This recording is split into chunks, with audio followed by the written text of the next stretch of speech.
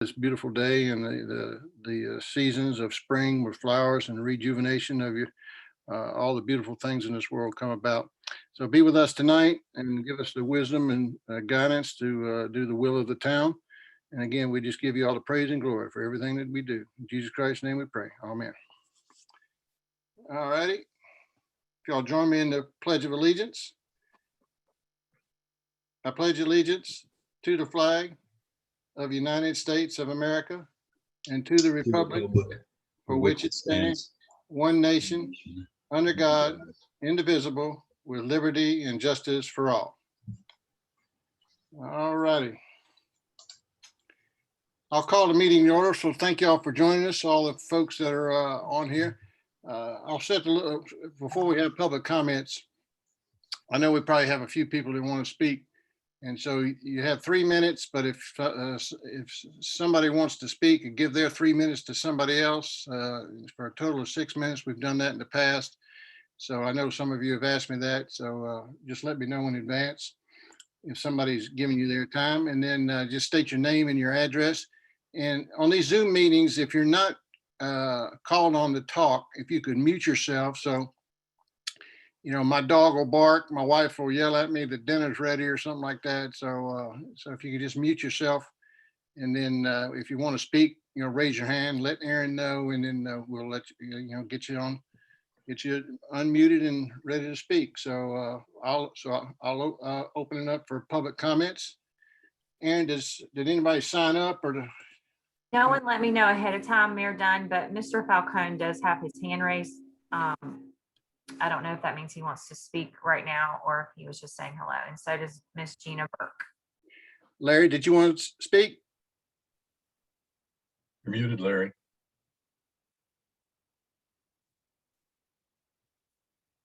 Larry? All right, we'll come back to Larry. Miss Burke, are you on? I am on, thank you. Okay, go ahead, you're on. Well, I guess I'll just be the one to kick it off. I've not done that before. So I live at 5635 Anglesey Court. And I've spoken before just about the development with Stinson Farms. So I'm just coming back tonight. And I just know there's a lot of back and forth, and we expressed a lot of thoughts about things we'd love to see changed. And sadly, they didn't see change. But I really want to come and talk about the fact that I used to live in Burkdale up in Huntersville. And if I could have my wish of anything, I would just love to see that in this community. And I would just implore the developers to consider that. For us, it was the community where we went. We went there as moms to walk our strollers and let our kids play in the fountain. We'd have our coffee and ice cream or bakery. There was the wine bar at night for all the moms too. But you know, it was where Santa was, and the fake snow in the winter, and art displays and farmers markets and Easter egg hunts, and we decorate our wagon for the 4th of July parade. It's where the community went. There's a concert every Friday night. We would get food there all the time, especially during COVID, and eat in the green area in the middle as a picnic. It really was where we went, and it's what I miss desperately about this area, is there isn't anything like that. And I mean, I would love a little bougie place like Burkdale to come back. And as a small business owner, I'd be the first one to sign up for a storefront. But what's not going to drive people here is more fast food and more gas stations. That's not where I'm going to plant my business in the long run. It's not where I want to be. It's not where I think people are drawn to. And I just would implore that for just the whole town use concept. I think that's what we wanted. And having lived there, it's what I miss the most. I would love to see it. All right, thank you, Gina. All right, Larry, are you unmuted?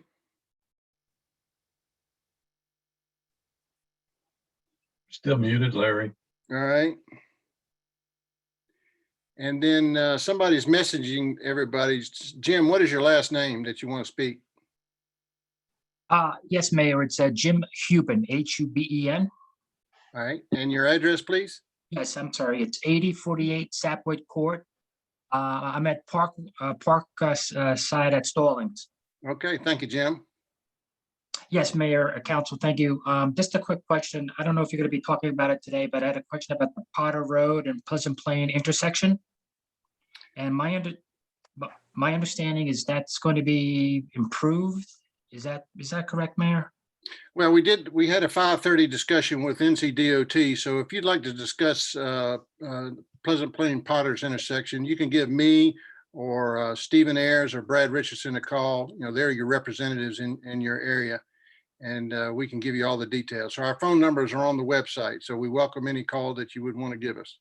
Thank you, Mayor. I did have one quick question, though, Mayor.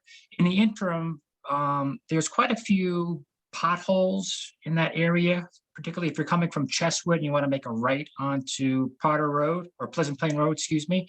Is there any way, I don't know if that's a temporarily getting some filling in those potholes, whether it be the township or the county? Are those county or township maintained roads? Yeah, they're state maintained roads, and State, oh. and we talked about that with the state just in that conference call. So we can give you all the details if you give us a call. Thank you, Mayor. All right, thank you, Jim. Mr. Mayor, did I hear that the gentleman is at Parkside? Yes. Hey, if you want to reach out, I live over in Cary Greens, and I can kind of give you the 411 on what we talked about on the previous meeting. Yeah. This is Steve Ayers. Thank you. Thank you, Councilman. Thank you, Steve. All righty, Melissa McCartney, are you up? Can you see me? Got you, Melissa. If you can give us your address, please. Absolutely. So it's 634 Rose Cray Court, and I am sitting in my backyard. My feet are on the 30-yard buffer. I think you can probably see my garage, and that yellow line is my property line, and it has a little toy plane, my son's toy plane on it. I have some prepared messages, or if someone can donate some time to me at the end, I'd really appreciate it. I firmly believe that the town has a right to decide what it wants to be and should not be bullied by a multi-conglomerate developer with no vested interest in Stallings. As an administrator at Queen's University, I spend a lot of my time doing strategy work about the future of Charlotte. I sit on the Charlotte Business Alliance Advisory Board for Higher Education, and we talk about the growth of industry in Charlotte, which is healthcare, R&D, clean energy. This site is the site we're talking about today is a mixed-use site, and the town wants it to be attractive for businesses that will draw people to Stallings to work and to shop and to eat and to play. And there is a shift in the workforce and home buying. Millennials, yes, they're all grown up and they're finally buying houses now that they can afford them, and they're not looking for apartments. They want to work from home, and they're buying homes with extra rooms for extra offices. This development is short-sighted. It contributes to urban sprawl. It is inconsistent with our comprehensive land use plan. We are getting transient, cookie cutter, low-end products from D.H. Horton. It is bad planning. Multiple gas stations at an interstate off-ramp is a truck stop. You won't see multiple gas stations in Myers Park because they plan better, which is why I'm also against developing that corner that is also up for debate tonight. Throughout this process, D.H. Horton has been disingenuous. One example is that they touted that this plan would be a walkable neighborhood, as in the small area plan. We asked for a walkable activity center, but we got a highly congested area with street parking, clearly not designed by a woman who knows better to walk by parked cars at night. D.H. Horton purported that the neighborhood was walkable because it has one wide sidewalk. D.H. Horton has designed homes in nationally acclaimed walkable cities like Portland, where it is illegal to ride your bike on the sidewalk. A quick Google of the DOT says that shared sidewalks are one of the most dangerous to pedestrians because of the different rates of speed. D.H. Horton Charlotte has one of the most walkable neighborhoods in Uptown, and bicycles are illegal on the sidewalks in Uptown. The second most walkable city in Charlotte is Plaza Midwood, and they have bike lanes and a whole campaign about stroll and roll. It's pretending to not know what a walkable city is as being the biggest home builder in the country. It's disingenuous. D.H. Horton pretended not to know that townhomes are multifamily, despite claiming to be the biggest homeowner. The town clearly is in a desire for fewer transient homes and more single-family homes. We want our neighbors to care about their neighborhood as much as we do, and it butts up against a very close-knit neighborhood of Shannamara, which is 700 homes. My property line alone has 5 of the 32 houses. only 32 houses. And DH Horton is too petty to wrap 4 more houses around by Anglesey just to be working in good faith with our town. Melissa, could you wrap it up, or somebody give you 3 more minutes? I can wrap it up in a minute. All right. DH Horton is no stranger to lawsuits. Violation Tracker reported they had 49 independent violations from the EPA, environmental agencies in Florida, Alabama, and Oregon. They paid $1.2 million because of soil and water violations, land disruptions, and storm water runoff. All things we keep bringing up in these public meetings, and they have never addressed. I urge the town to vote no. This development is not a good fit for Stallings, and they threaten that they're going to sue us and make things worse for us. And how is that that's how a partner working with our town? They don't care about us. And I purport this: it will get worse for us if we pass it, because they will sell us off to the highest bidder, and the new developer will do whatever they want. Thank you. Thank you, Melissa. Next up I see is Bill Mackman. Bill, you on? Yes, I am, Mayor. Thank you. William McMinn, 4634 Shawnamora Drive in Stallings, North Carolina. And I'll try to go a little faster so that I make up some time for Melissa. Take your time. All right. First of all, I'm also against the DR Horton development as it is, because it's a high density housing development under the guise of a mixed use development. As things stand, this will not be an attractive addition to Stallings. It just won't be. The second thing is, like Melissa, I object to the DR Horton's apparent and negotiating style, where they agree to an item and then change that agreement as part of their plan or their agreement, their later agreement. She talked about the 100-foot buffer that was originally supposed to be around all of Shawnamora. Now sections of the buffer can be a 70-foot buffer with a fence.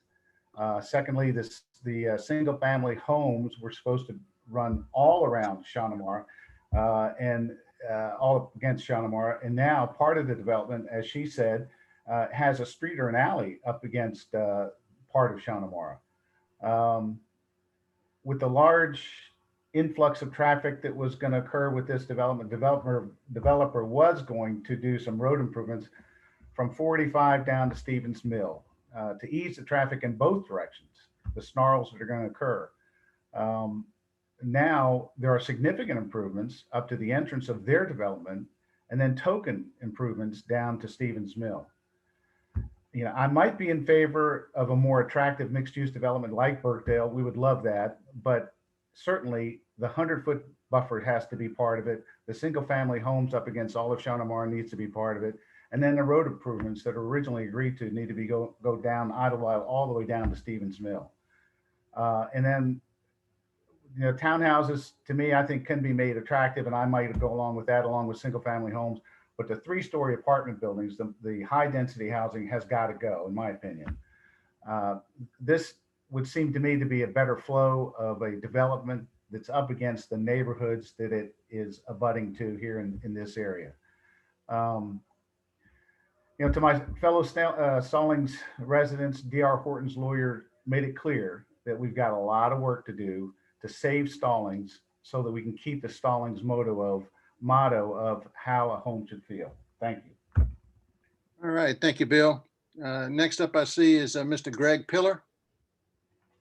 Hi, yes, thank you. My name is Greg Pillar. I am at 634 Rose Korea Court, similar with Melissa. And I also strongly object to this development. I have a PhD in environmental chemistry and environmental impact assessment. I'm familiar with it. There's a lot of concerns and issues that have not really been dealt with and handled. If at best they've been given lip service to. Some of the concerns I have include the fact that stormwater data and retaining ponds did not prevent relatively new neighborhood of Vickery on Stevens Mill Road from seeing flooding on a regular basis.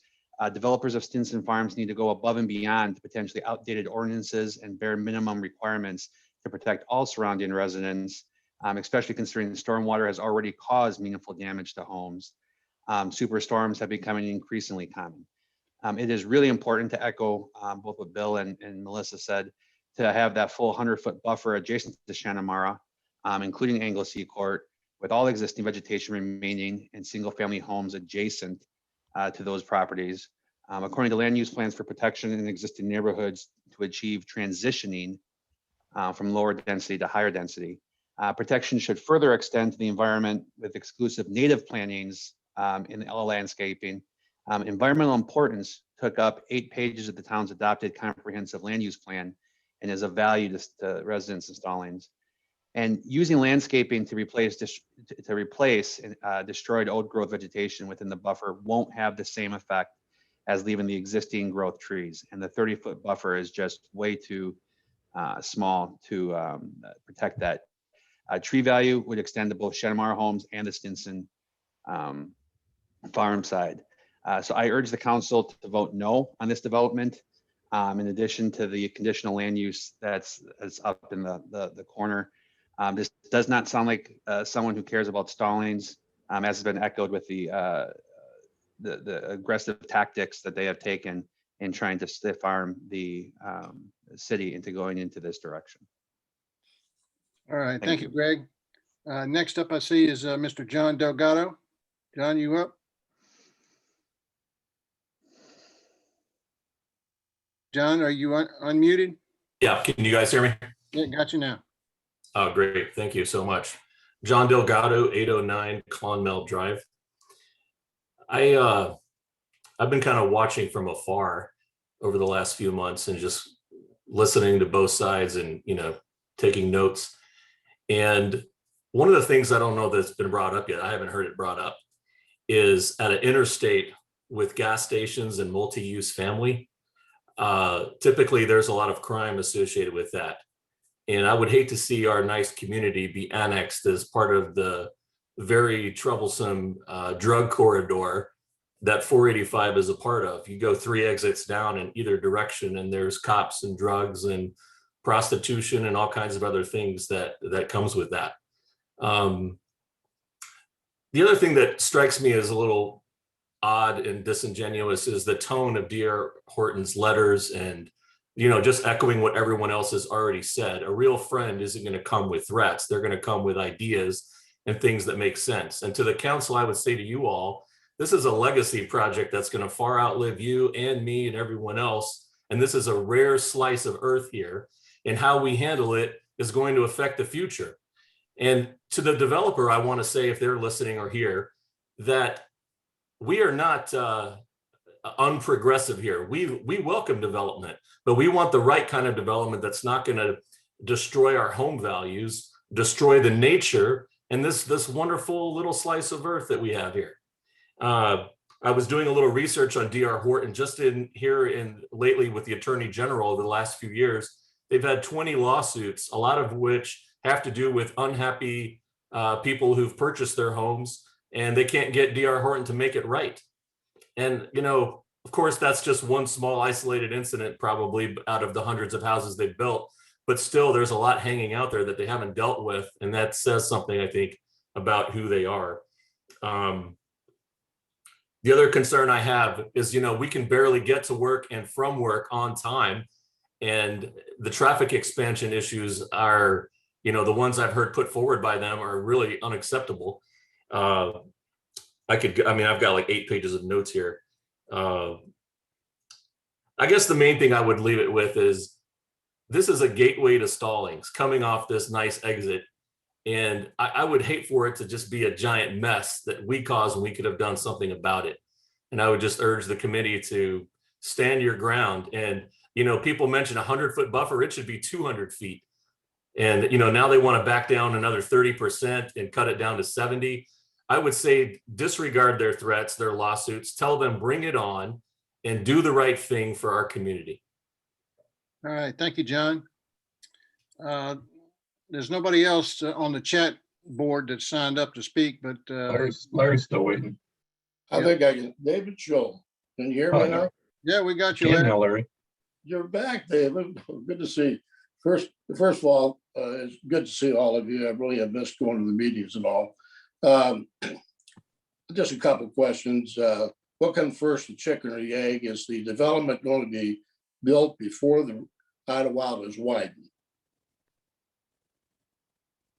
And we'll discuss that tonight. Yeah. You'll discuss that tonight, okay. To my understanding, the last meeting, where everyone was there and the people from DOT and Idlewild were talking about it. Nothing against Melissa's comments about bike trails, but the DOT did not plan to put any kind of bike trails along Idlewild Road, which I think is a good move because where do the bikes come from? I don't know anybody in the right mind would want to go down to the intersection of Stevens Mill and Idlewild Road and have to hand walk their bike around a circle or whatever the heck they're going to build there and try to pedal up that hill. Yeah, right. That's not going to happen. So anyhow, I'm against the bike trails. As far as density, if I'm not mistaken, I guess you can argue about the number somewhat, but with the new ordinance out of Union County and all, you can't really stop them building or developing that property, can you?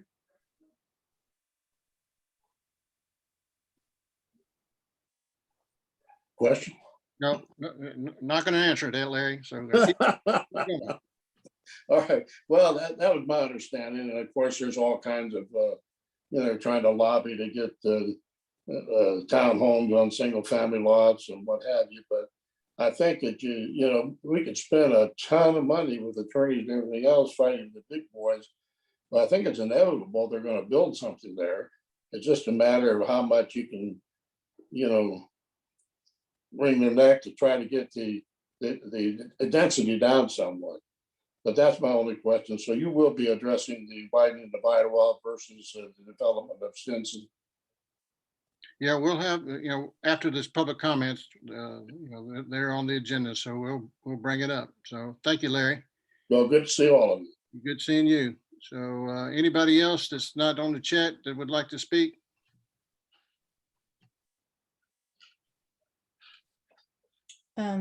Mayor, I see that Mary Phelps's hand is raised, and then I'll take a turn. This is Jeannie Lindsay. Okay, yeah, I don't see her hand raised. Who is that? Mary Mary Phelps. Phelps. Oh, hey, Mary, could you give us your name and address, please? Yes, Mary Phelps, 1212 Mountain Laurel Court in Fairhaven. Formerly, I lived at 137 Dunraven in Connemara. I've been in Stallings for 3 years, and I moved here from Maryland, where I lived for 20 years in Towson, inside the Baltimore Beltway. Towson is a smaller suburb of Baltimore, about the same distance to the city as we are from Charlotte. I moved away from there when the livability of the town declined due to overcrowding, the cost of living, and the infrastructure issues. The carbon dioxide from the cars actually kills a lot of my plants. I'm a professional artist, but over time I lost the views of the sky that was once available when I moved there. When I came to Stallings, the first thing I noticed was I could see the sky again. It was wonderful. My interest in landscape painting is to preserve the beauty of the land before it's lost. And I urge you to preserve the beauty of Stallings as well as its values and its slower pace of life as a legacy for our future generations. Make no mistake, the Stinson farm developers could build anything they wanted. But I'm asking the town of Stallings to hold fast to your idea of how homes should feel while you still can. Thank you. Thank you, Mary. Jeannie, you want to go next? Yes, please. Thank you. My name is Jeannie Lindsay, 5639 Anglesey Court. And I do share the concern that my neighbors who have spoken. And I feel like I have to recycle my last comments about Stinson Farms being a bait and switch issue because not much has resolved since the last council meeting. All over Union County, towns seem to be rolling out our red clay as red carpet to development in an absolutely head-spinning growth rate to our own detriment on so many levels. I'd rather see developers come to town who are willing to uphold our values and standards, prepared to partner with us to meet the stated goals that were on all of our documents since before Stinson Farms submitted their application. True mixed use, walkability, transitional housing between single family homes and high density, connectivity, greenways that are green, Protecting existing neighborhoods are all things that I feel like are being ignored, and for what? We don't need anything that Stinson Farms will bring to the town, and the site plan will not encourage visitors to come to Stallings as a destination for spending time and money except to pop in off the interstate for fuel and fast food.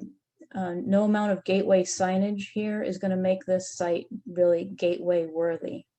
D.R. Horton's assertion that they are not being treated with fairness by our town compared to other recent developers is really falling on deaf ears here for several reasons. Mainly, fair is not always equal. The property we're discussing is the last large undeveloped tract of land in our very small town. It's a gateway to our bedroom community. Our town is already bulging at the seams with pending projects. Directly across Idlewild is an almost identical development such that D.R. Horton offers the town of Stallings nothing new, nothing novel, nothing attractive for outsiders to warrant visits, and the town needs cooperation to improve this plan. In the smaller picture and related to our own property, we feel completely blindsided by the submission of a high-density island of development within feet of our established neighborhood. Our house is 3 stories, so a 6-foot fence won't improve the view from the upper floors. We'll still have the disruption from the road noise, the car lights directed right at our windows, and property boundaries that are less likely to be respected compared to having privately owned single-family homes behind us. It seems like in an almost 80-acre property with a developer who opens the discussion with what great investment they're capable of bringing to town, why is it even a sticking point to leave all existing old growth trees in a 100-foot buffer? And why not wrap the single-family homes around to just 3 more homes behind Anglesey Court? This isn't even about property value. If our home value magically doubled as a result, we really wouldn't want to see this project happen. This is about protecting existing neighborhoods in terms of livability, as Mary said, and much more importantly, about reaching for the potential that Stallings envisions for this important gateway property. Our tax dollars funded the hiring of a rather expensive consultant, Destination by Design, to help with our planning. Still on their website is the mention of the daunting transformational growth in Stallings and our frequently delicate high-wire balancing act, touting the consultant's own acrobatic skills that set us up on the right path with a 50-year build-out time.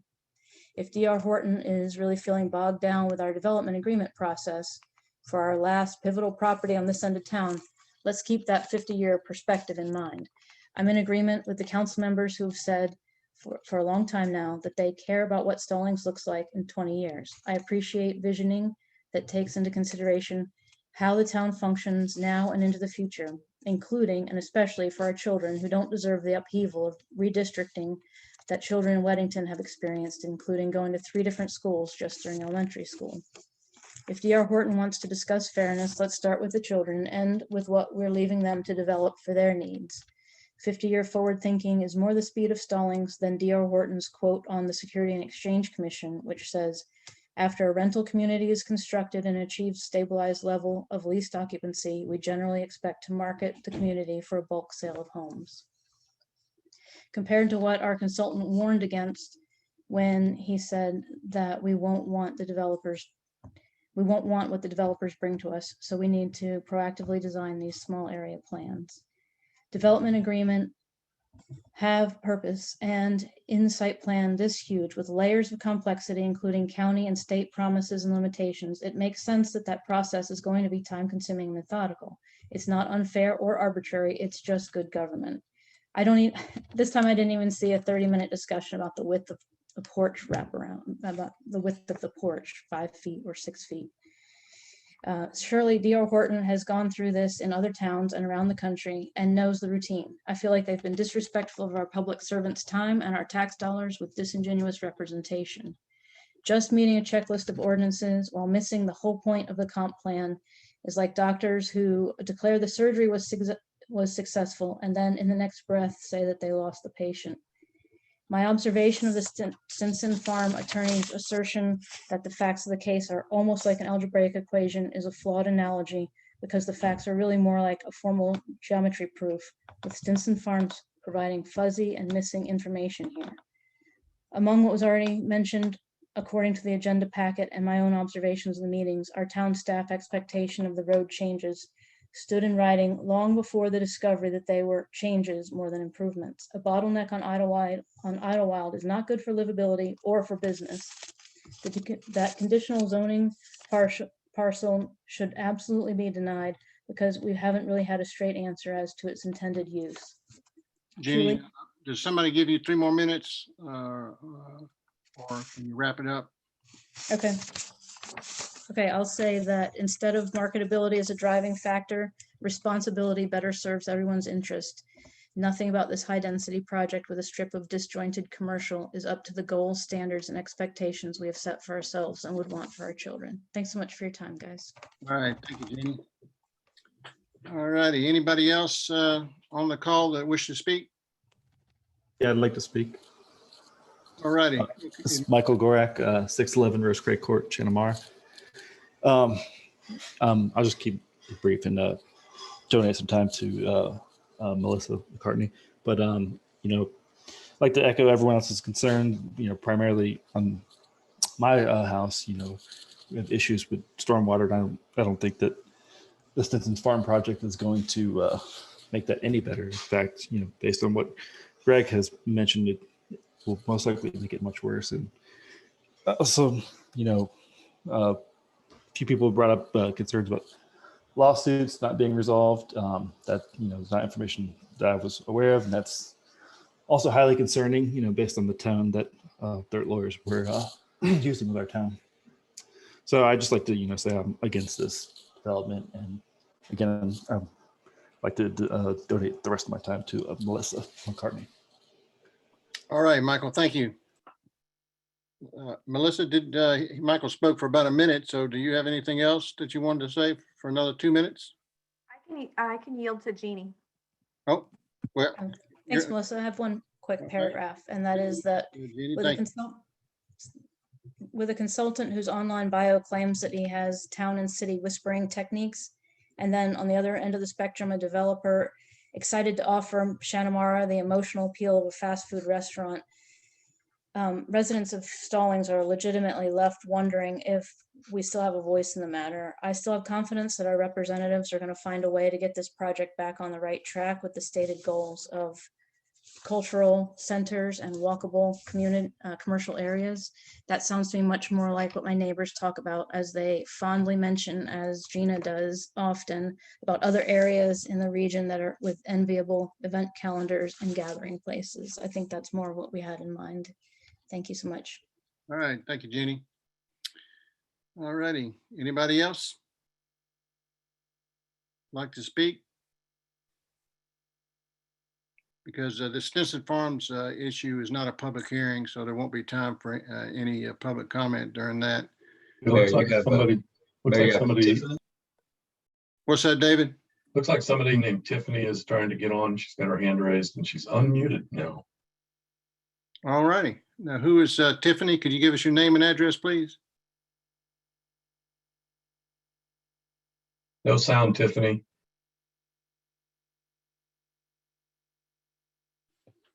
Still no sound.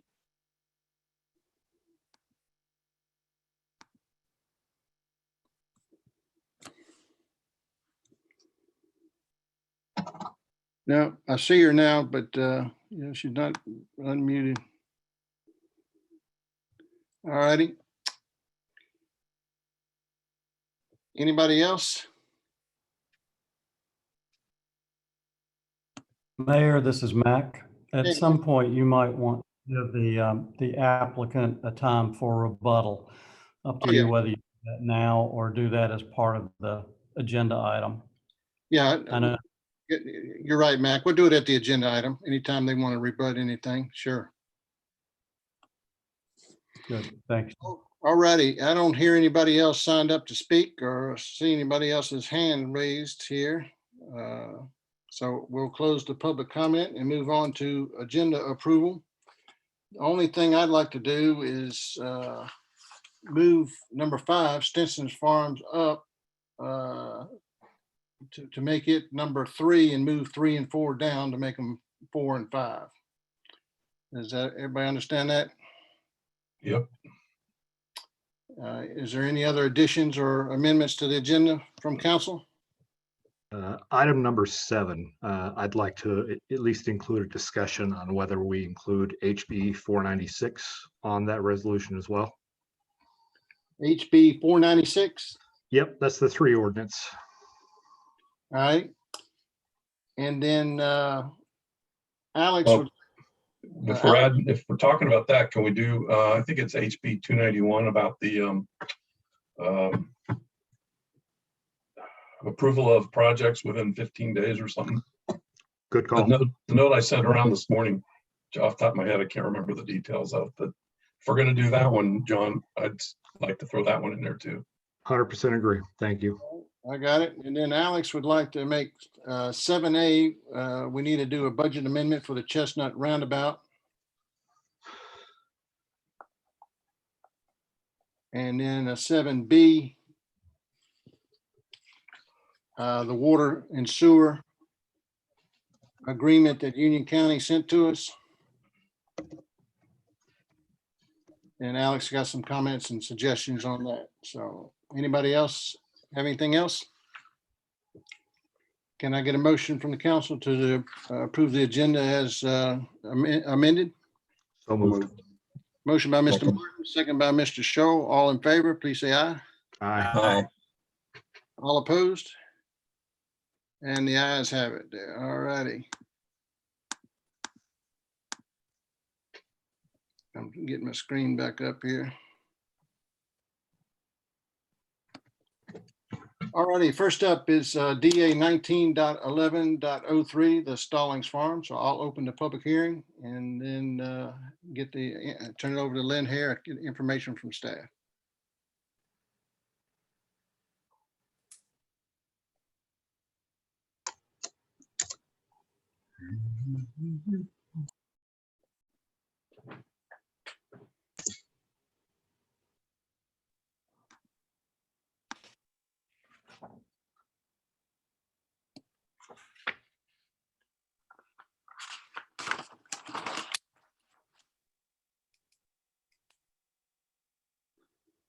Lynn, I believe you're muted.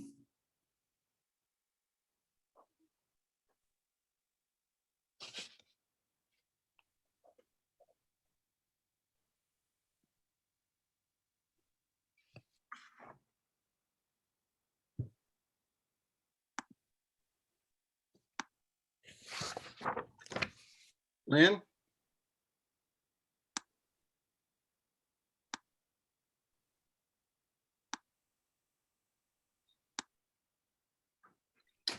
She's still on, but she's muted. Okay, I apologize. There we go. I think I got it figured out. It was really good, though. We know it was really good. Thank you. All right, we have before us this evening a request for a development agreement for a project called Stallings Farms. Stallings Farms. Stallings Farms, thank you. The property involved is located at the intersection of Stallings Road and Stevens Mill Road across from the Stallings Elementary School. Project details show total acreage of 83.12 acres. 19 acres of this total will be donated to the town for park and greenway development. The property is zoned MU1 and includes 222 single-family lots that are all a minimum of 6,000 square feet, which is the ordinance requirement for MU1. The overall density for the project is 2.7 units per acre. However, if you remove the 19.4 acres being dedicated for parks and greenways, the density is 3.5 units per acre. This is a rendering of the proposed site plan that was presented and approved by the planning board. The project is a part of the Stallings Elementary Small Area Plan, which originally showed the property is being developed for residential use involving different densities and types, including townhomes, single family, and even a few apartments. However, due to a change in the town's stance on higher density housing, staff worked with the applicant to produce a plan that would meet current land use goals and objectives. The project is divided by Stallings Road in this area into 2 sections. There's a west side and an east side. The west side consists of a total of 67 lots, with the breakdown as shown on the screen. There are 48 42-foot lots and 19 60 to 62-foot lots. On the east side, it consists of 155 lots, which is the larger side of the project. There's 83 42-foot lots, 22 50-foot lots, and 48 60 to 62-foot lots. I want to point out that 13 of the lots on the east side will be accessed off of Sweet Birch Road or Sweet Birch Drive. It'll be separated by Sweet Birch Park and the North Fork of the Crooked Creek. For comparison, I looked at the Fairhaven development. It's probably the only other project in town that was approved with different lot sizes and lot widths. It also includes lots within that development that are 40 feet, 50 feet, 55 feet, and 60 feet. So just for comparison, I did want to point that out. As previously mentioned, 19.4 acres of the project will be developed for greenway and parks that include 18.43 acres of property that will become Sweet Birch Park as identified by the Stallings Parks Recreation and Greenway Master Plan. The project also includes a segment of the Stallings Spine Trails that will run along the property's frontage at Stallings and Stevens Mill Road.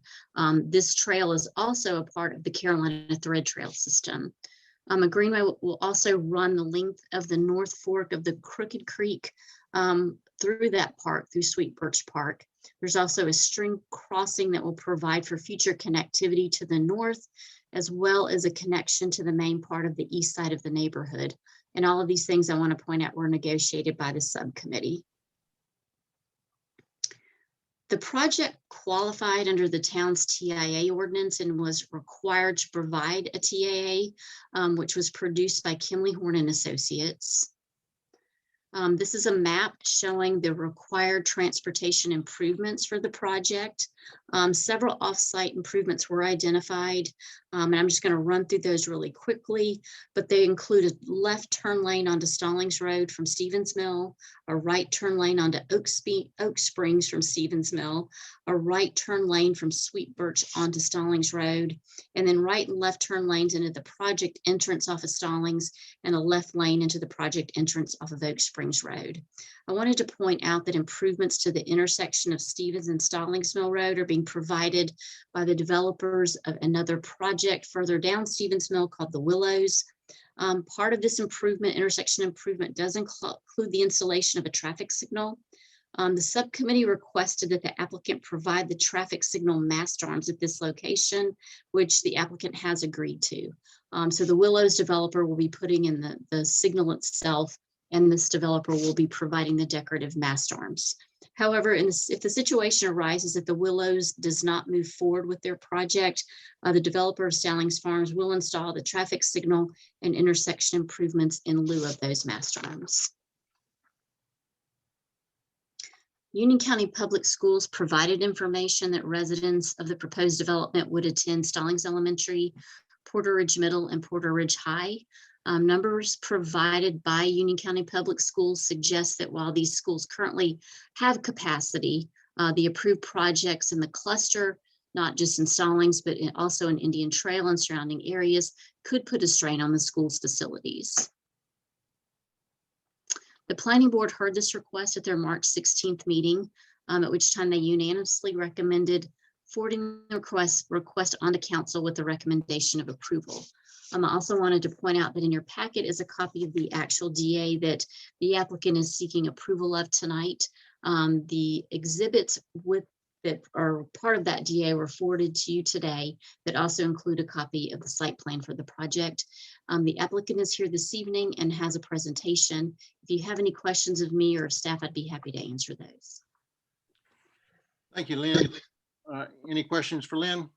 Yeah, Lynn, real quick. I was on the development subcommittee, and I'm glad you brought up the Fairhaven community as an existing community with similar lot sizes and such, because some of the concerns that the residents of that community have raised about their existing neighborhood. Could you go over and kind of address what were some of those concerns, specifically the road sizing, the width of the road, and then having enough room to park, adequate parking spaces for in the driveway? Just so we don't fall into the same trap we have with Fairhaven. Sure. And that's an excellent question, Councilmember Martin. And that was one of the things that we really spent a lot of time addressing when we created the comp plan and the new development ordinance. So one of the things that's required of this project is the majority of these lots are rear loaded. In other words, there will be alley fed from the rear. One thing that this project does have, and I'm sure the applicant will go into great deal about this because it is a unique feature, but this linear park that runs along Stallings and Stevens Mill Road, the reason this is being provided, it is aesthetic, but also there's a roadway here that has on-street parking, which will serve these homes in orange that will be front loaded. So these roads here are alleyways, which will help with the parking situation when you have streets with short driveways and the cars are forced to park, along streets where cars are traveling. So that was one of the things that was addressed. The majority of these lots, except for the ones that are on the perimeter of the project, will be rear loaded. Thank you. Any other questions from council? All righty, Lynn. So you said the applicant is here, John? Yes, sir. Good evening, Mr. Mayor. Hey, John, good seeing you again. Good to see you all. I'm going to share my screen if I may. Let's try that again.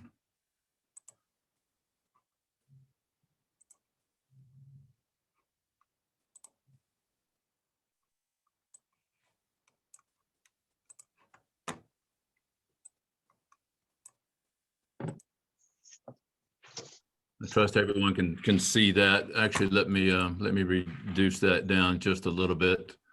Laptops and multimedia don't always play well together.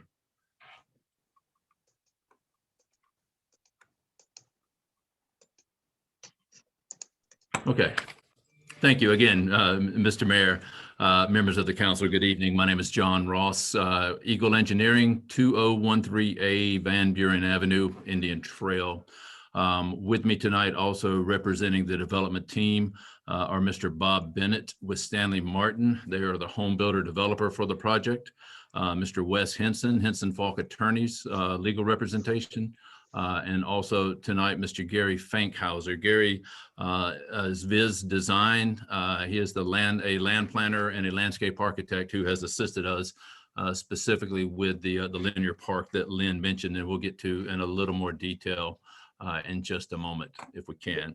John, can you put that in slideshow mode so we make it a little bigger? Let's do that.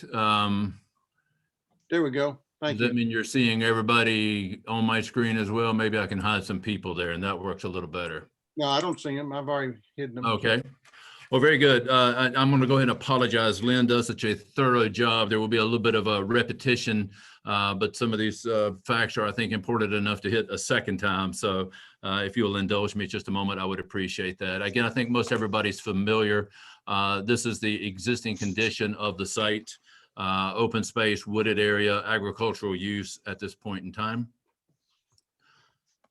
And again, I'm actually a more current view of existing conditions.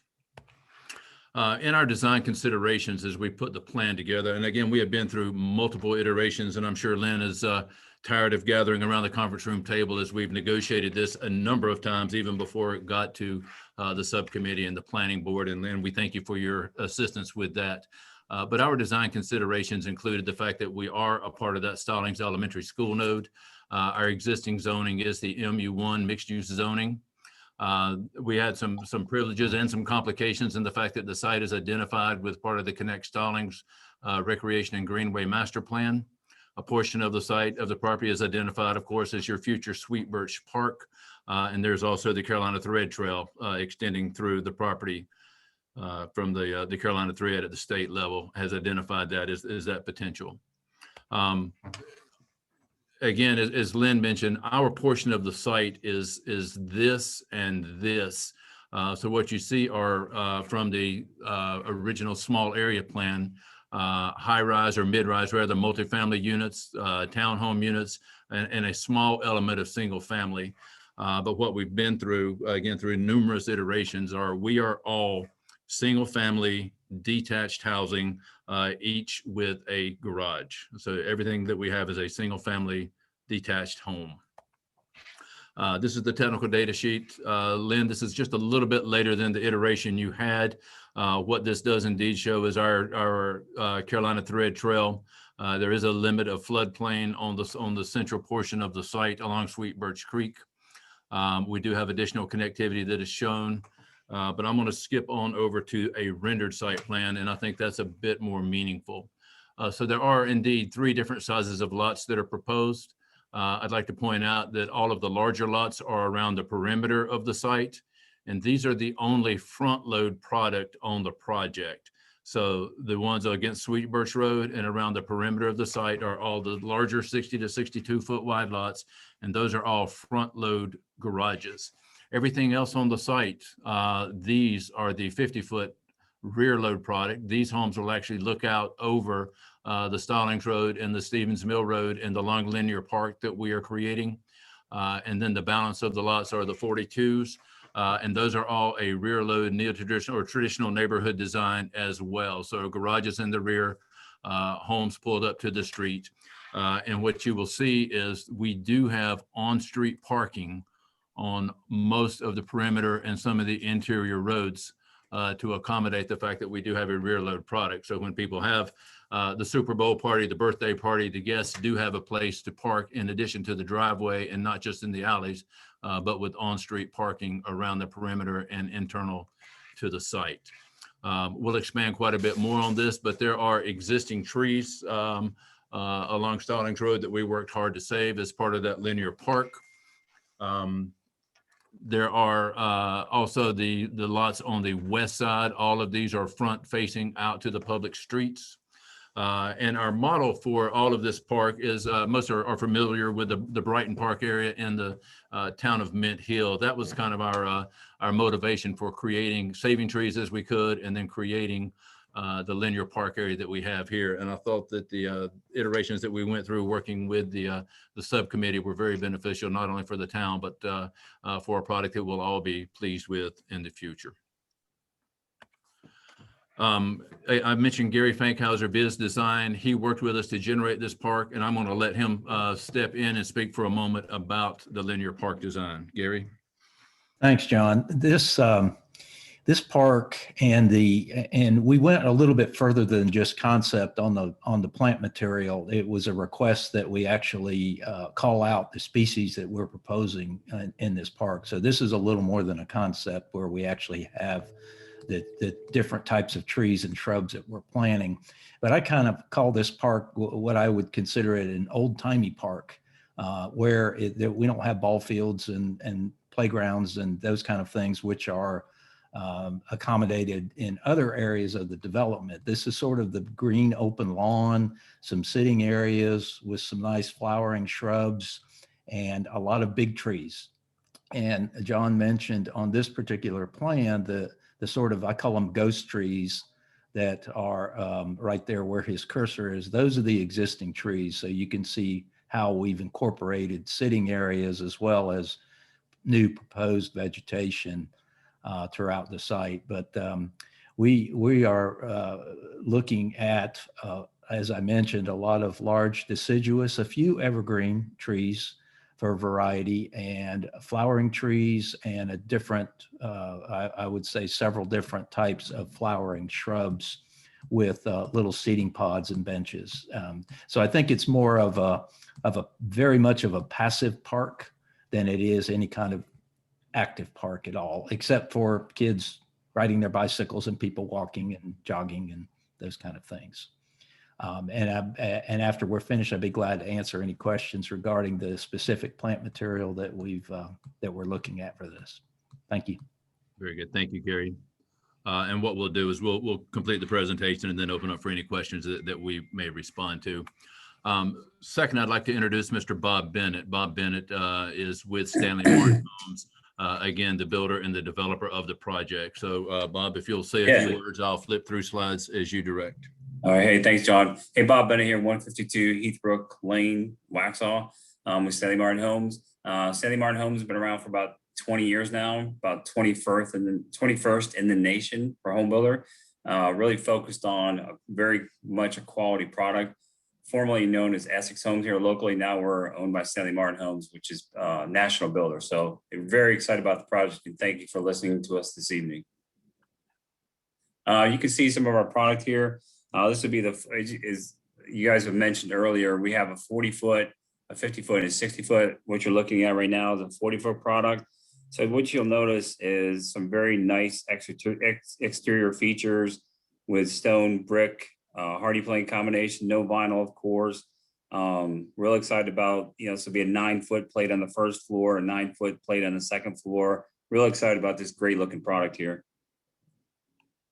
Then you can see the 50-foot design, which is also rear entry, along with the 40-foot. Again, very similar materials as it relates to the exterior with stone and brick, hardy plank, 9-foot ceilings on the first floor, 9-foot ceilings on the second floor, with really some nice upgraded features on the interior of the homes as well.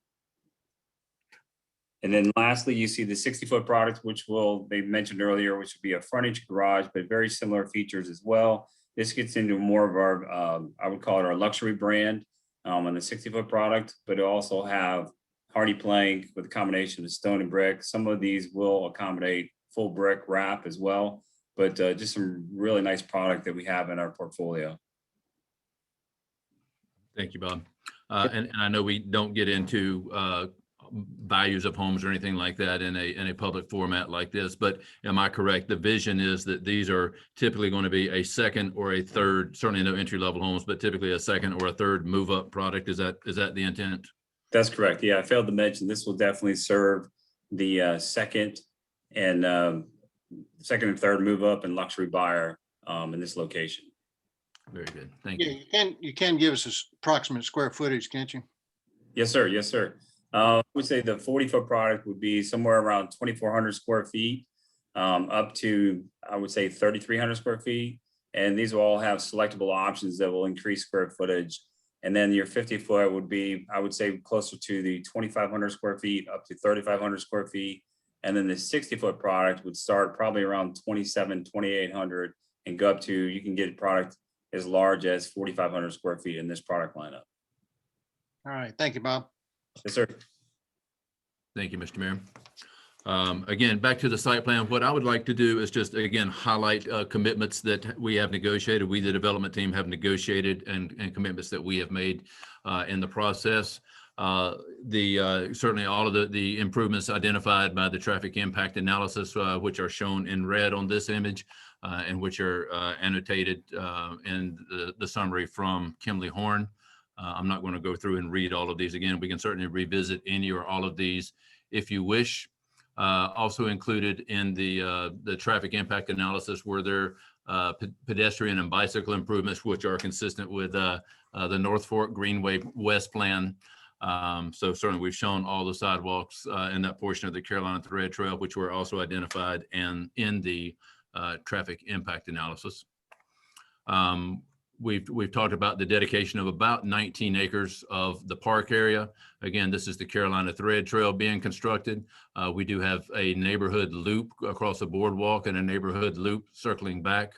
We also have secondary trails that do connect to the public sidewalk, which will be along the frontage of Sweet Birch here, and then 2 additional neighborhood connectors down to the trail from this cul-de-sac, and then from the main body of the park as well.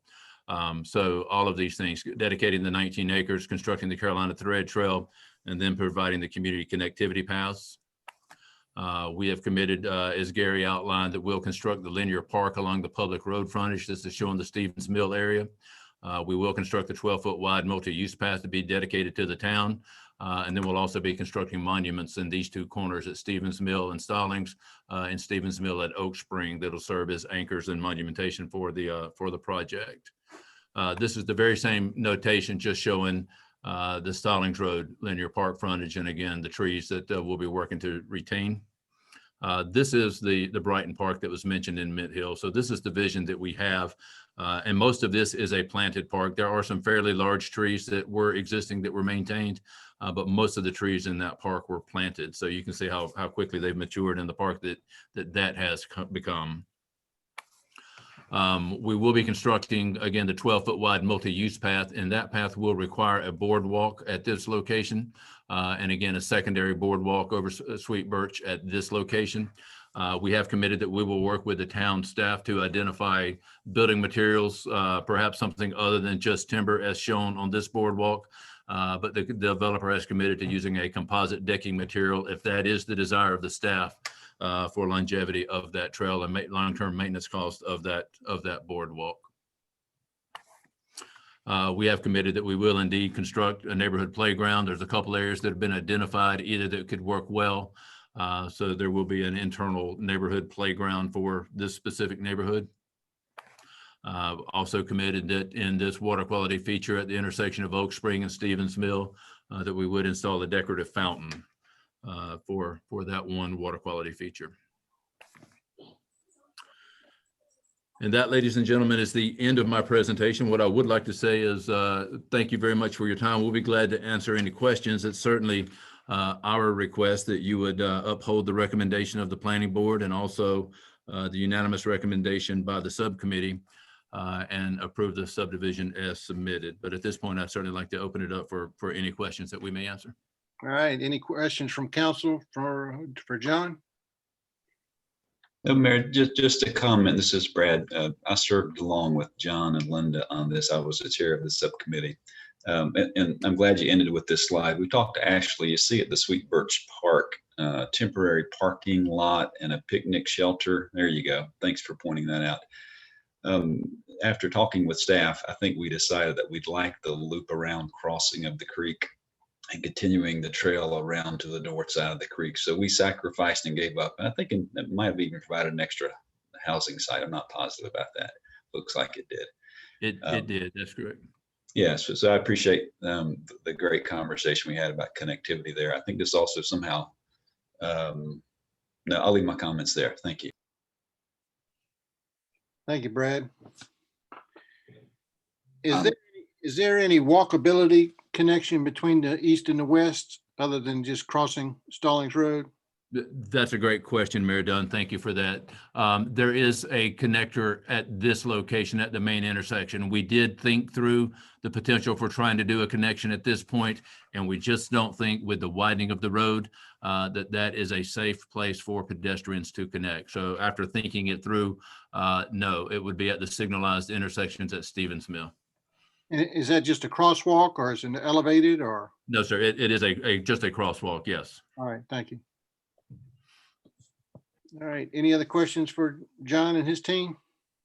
One, just curious about the one retaining farm down in the lower right-hand corner. I mean, it's pretty close to the back of those yards. How in this diagram, I'm just curious, in reality, how close do we feel that retaining pond is going to come up to those houses? Again, that's a good question. The ponds that are shown are certainly not in their final design by any means. This is just a graphic representation of where the ponds will be. They will, of course, be sized for the 10, 25, 50, and 100-year design storms. And certainly there'll be some flexibility about pushing and pulling those. And also there would be safety fencing around those ponds if that is indeed the concern. Okay. I mean, obviously on this diagram, it looks like you're walking out the back door and falling into the pond there. Okay. Right. Well, it should maybe be explained that the area on these individual lots, this is everything within the setback. So that is the area that could be built on a lot, but certainly not the area that will necessarily be built. Everybody, certainly there will be more backyard than is typically shown within the setbacks of these properties. Okay. Thank you. And John, Brad, again, just review one more time for the record. I think we touched on it, but the signalization of the intersection near the elementary school, that's to be done by the developer who's doing the project to the west. You have committed to do the decorative mast arms. What happens if that project to the west does not get completed? Remind me of that. I'm going to let Wes Henson address that. That will be language that will be included, negotiated with the developer agreement. And yeah, that was an eventuality. If for some reason that intersection is not improved, then the way the language would follow up is we would readdress in a traffic study that intersection to see what impacts this development would have. So because that development was approved prior to our project, we took that as background data when we developed our traffic impact analysis. So I think the agreement was that we would step back, take that project out of the design, the traffic impact design, and then we would certainly commit to what improvements to the Stallings Stevens Mill intersection could be attributed to this project without that one in the mix. That's the way the wording was, Brad, but there's a legal way to do that that I'm sure that the town attorney and Mr. Henson could resolve. Yep, thank you very much. It is 4F in the developer agreement. Okay. Yeah, thank you. And then beyond that, assuming that the other project does move forward, yes, we are committed that the decorative mast arms would be the burden, whether it's actually the install or the financial implication working with the other developer to get those mast arms installed. Mayor, I have a question about the buffering. We hear an awful lot about buffering, and it looks like this neighborhood really does not abut any other kind of development, at least immediately. But what are the outside buffers for this community?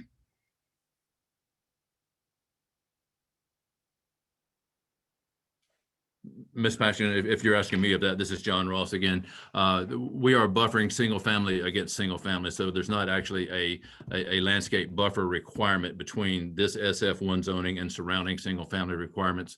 It's actually, we're designed more as if adjoining properties do ultimately develop. So you can see we're actually providing connectivity points for future development when some of these larger parcels do potentially develop.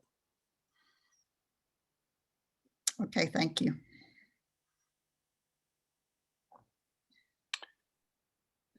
And you said a word that always intrigues me. I'm sure the council's tired of hearing me talk about composites. Who picked the composite decking?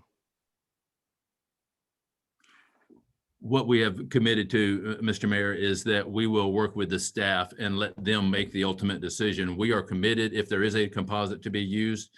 There was a bit of a discussion of, based on conversations with the town of Matthews and their 4 Mile Creek Greenway Park.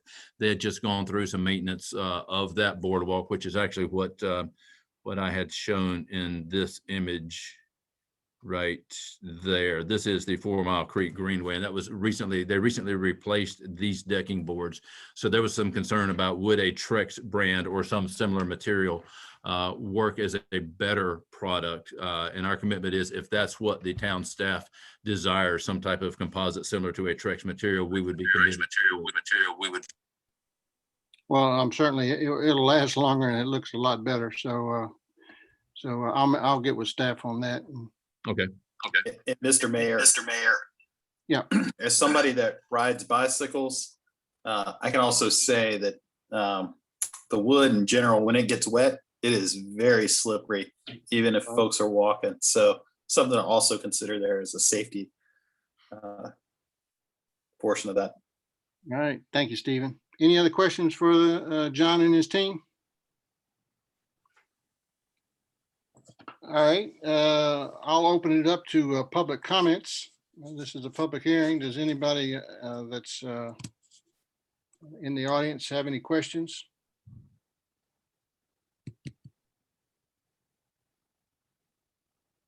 All righty, hearing none.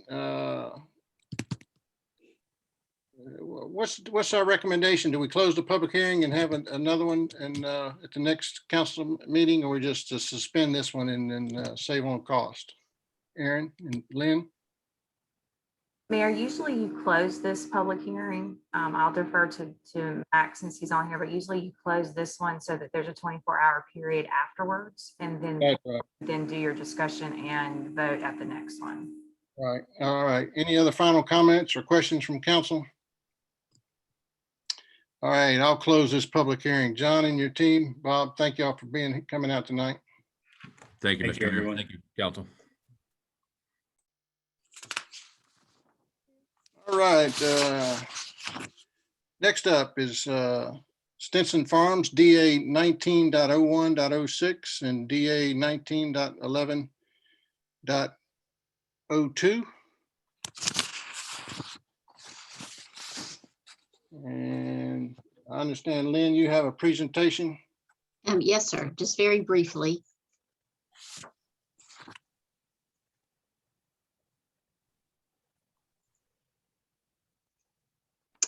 The next item before council's consideration this evening is the Stinson Farms Development Agreement. I just want to give everyone some context as to where we are tonight. On March 22nd, the public hearing is required for development agreements was held by council. After the hearing, or at that hearing, the mayor and council agreed to send the request back to the subcommittee for further discussion and negotiations. The subcommittee meeting was scheduled for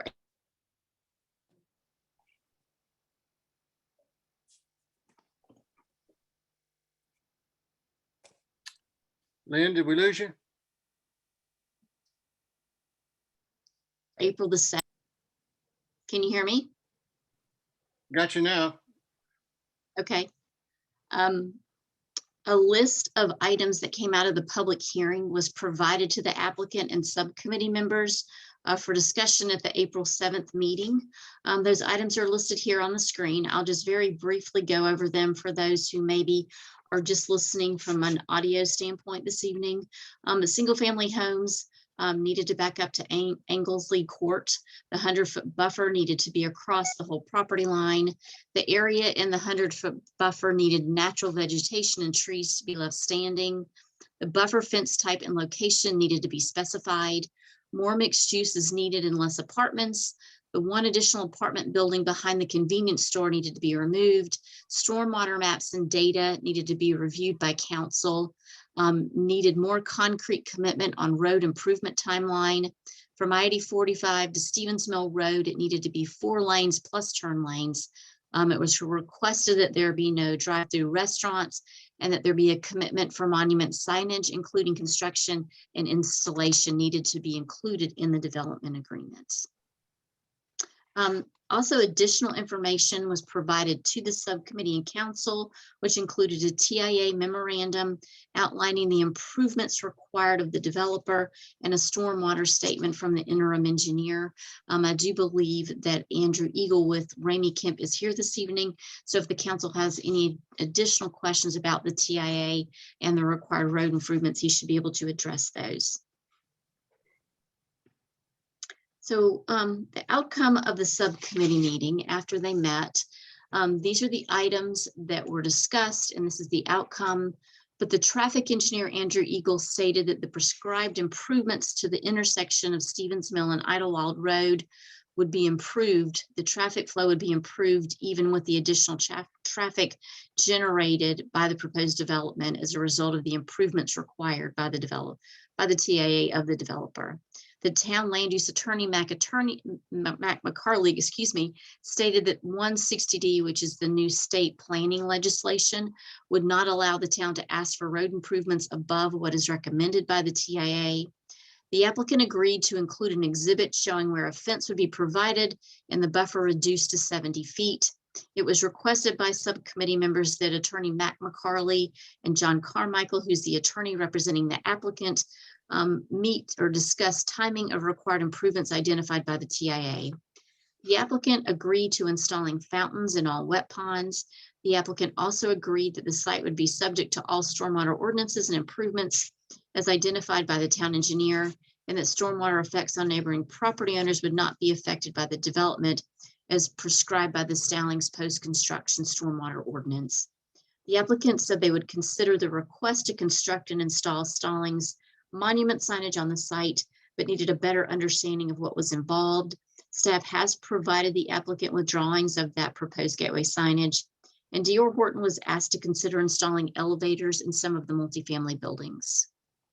Additional concessions were made by the developer at the subcommittee meeting, which I've already mentioned, but I did want to point out that as concession number 11, an exhibit would be provided and attached to the DA showing where a fence would be provided and the buffer reduced to 70 feet, And concession 12 would be that fountains would be installed in all wet ponds on the site.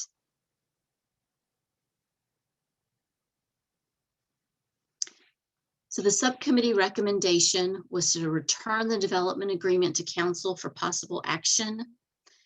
And the action options of council this evening are to defer the meeting to a later date, to give the applicant in town additional time to work on unresolved issues, to deny based on a lack of compatibility with the Stallings Comprehensive Land Use Plan, designation of a walkable activity center, to approve with additional agreed upon conditions, or to approve as submitted. This is staff's update. If you have any questions, I'd be glad to address those. If not, I will turn it back over to you, Mr. Mayor. All right, thank you, Lynn. Any questions for Lynn on her presentation? Or any comments by the subcommittee that y'all would like to make? All righty, hearing none, I'd like to turn it over to John Carmichael and his team, the applicant, if they have any comments, or did they want to address any of the comments made in the public comment period? So John, are you on?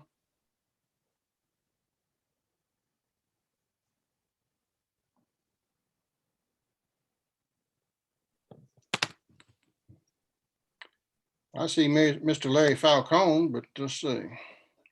Oh, there's John. We can't hear you though.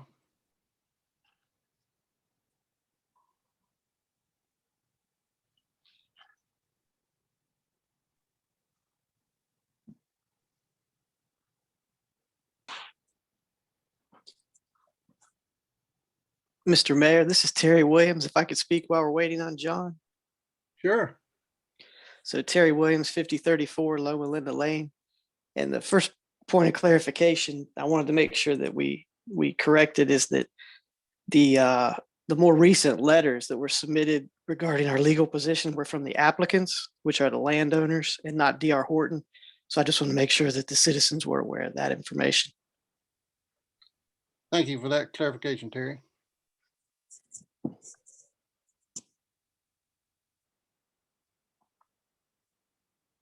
Mr. Mayor, can you hear me? We Can got y'all you hear now, me? John. Yeah, we got you, I'm John. sorry. Thank you. I apologize for that. I know you are busy. Well, thank you, Mr. Mayor. I'll be brief. I just want to, one, make clear that the letter that folks were talking about did not come from D.R. Horton. It came from the applicants. So I just wanted to make that point first.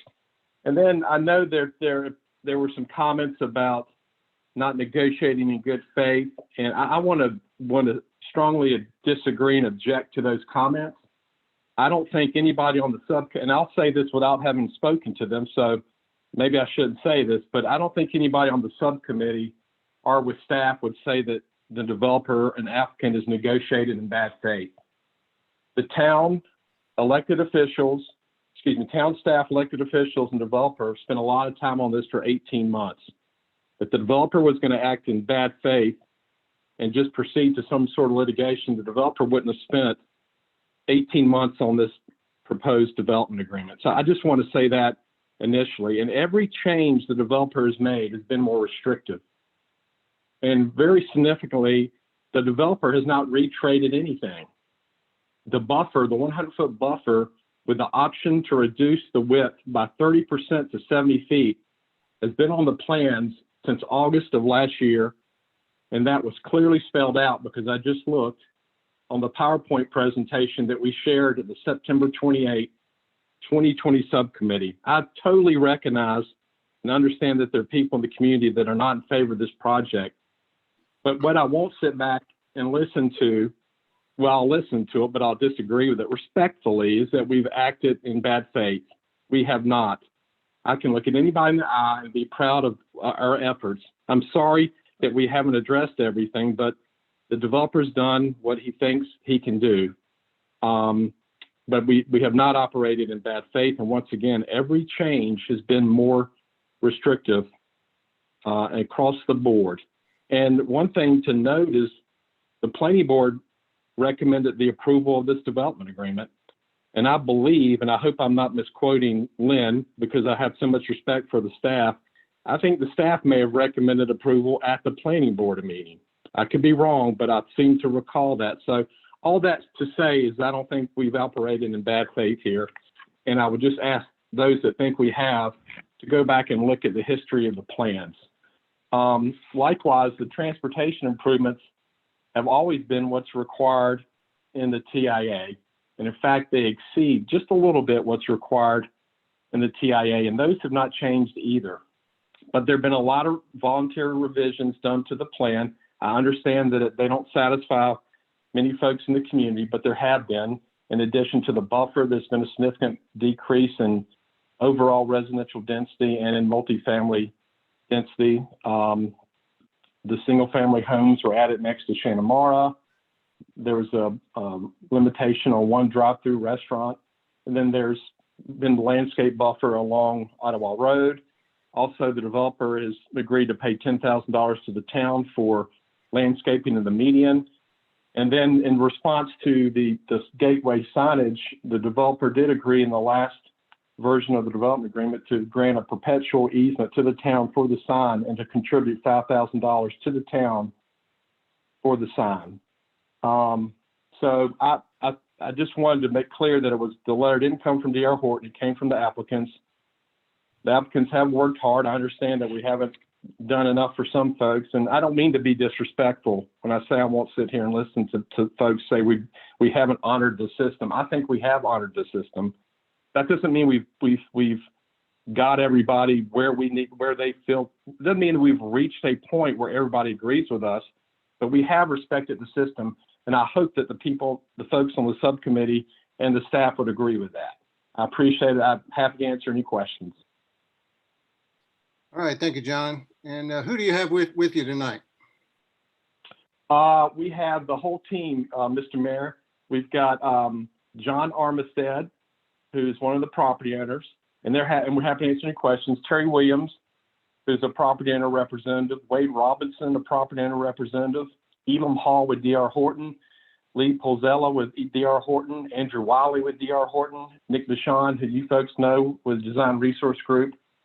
And then we've got Tom Terrell as well. All right.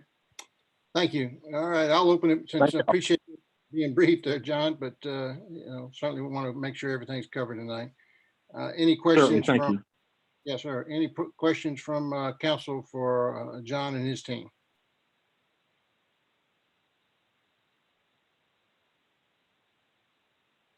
Well, Mayor, this is Brad. Yeah, I'll go first. And I appreciate the difficult position that many of us find ourselves in. And I will first say, I attended the Shanamara HOA meeting last Saturday, met some folks, and from the start, they have been very respectful and polite. So let me give them credit. This is a very difficult situation that I think they find themselves in.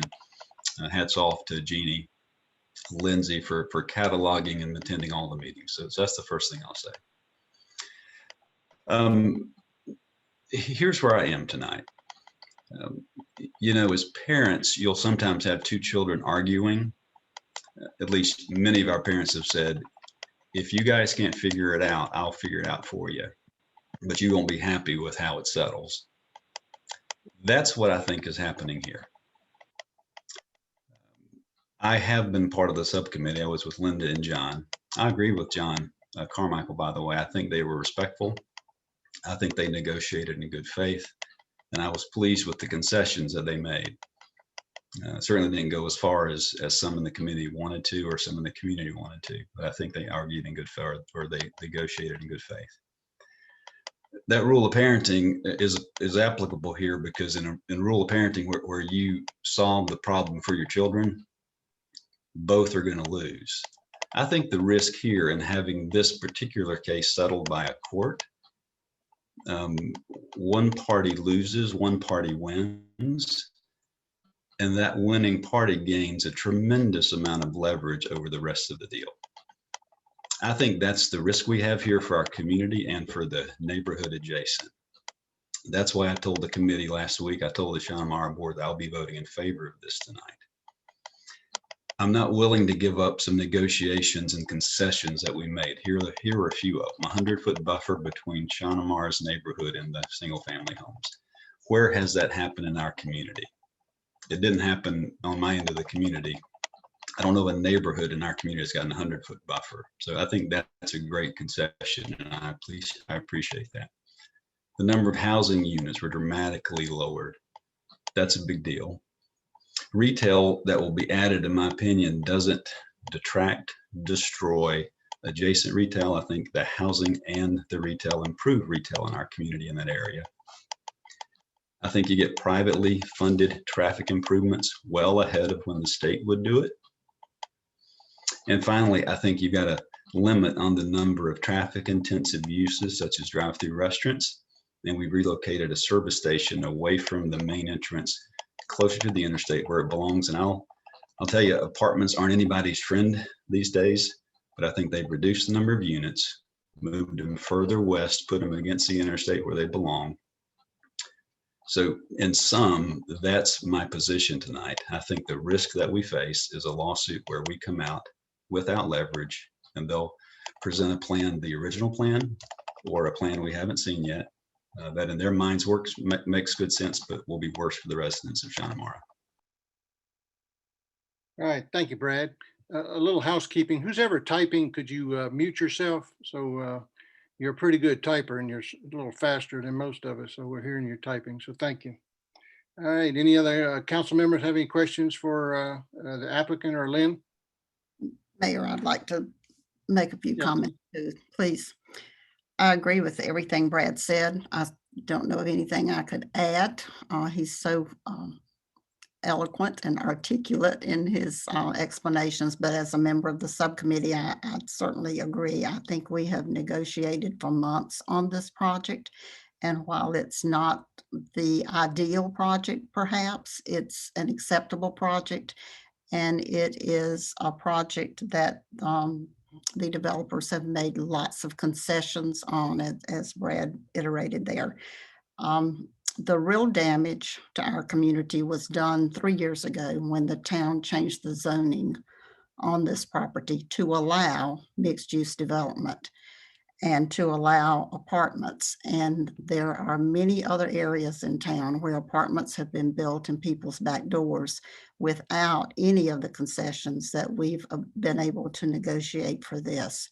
So I too am supporting this tonight. I know a lot of people are not going to like that. They're not going to understand it.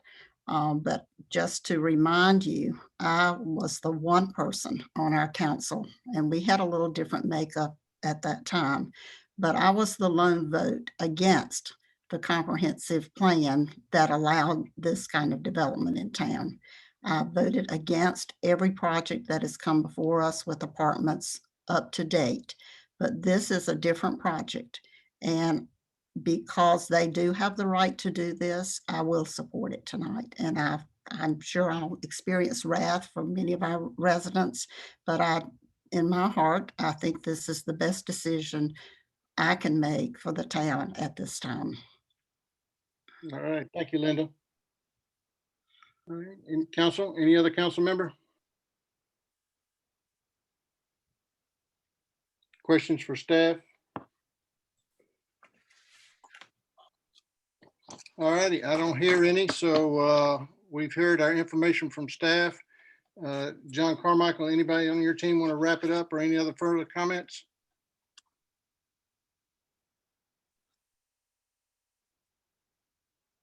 John's got a hard time with that mute button. No, sir. We're good. Okay, gotcha. All righty.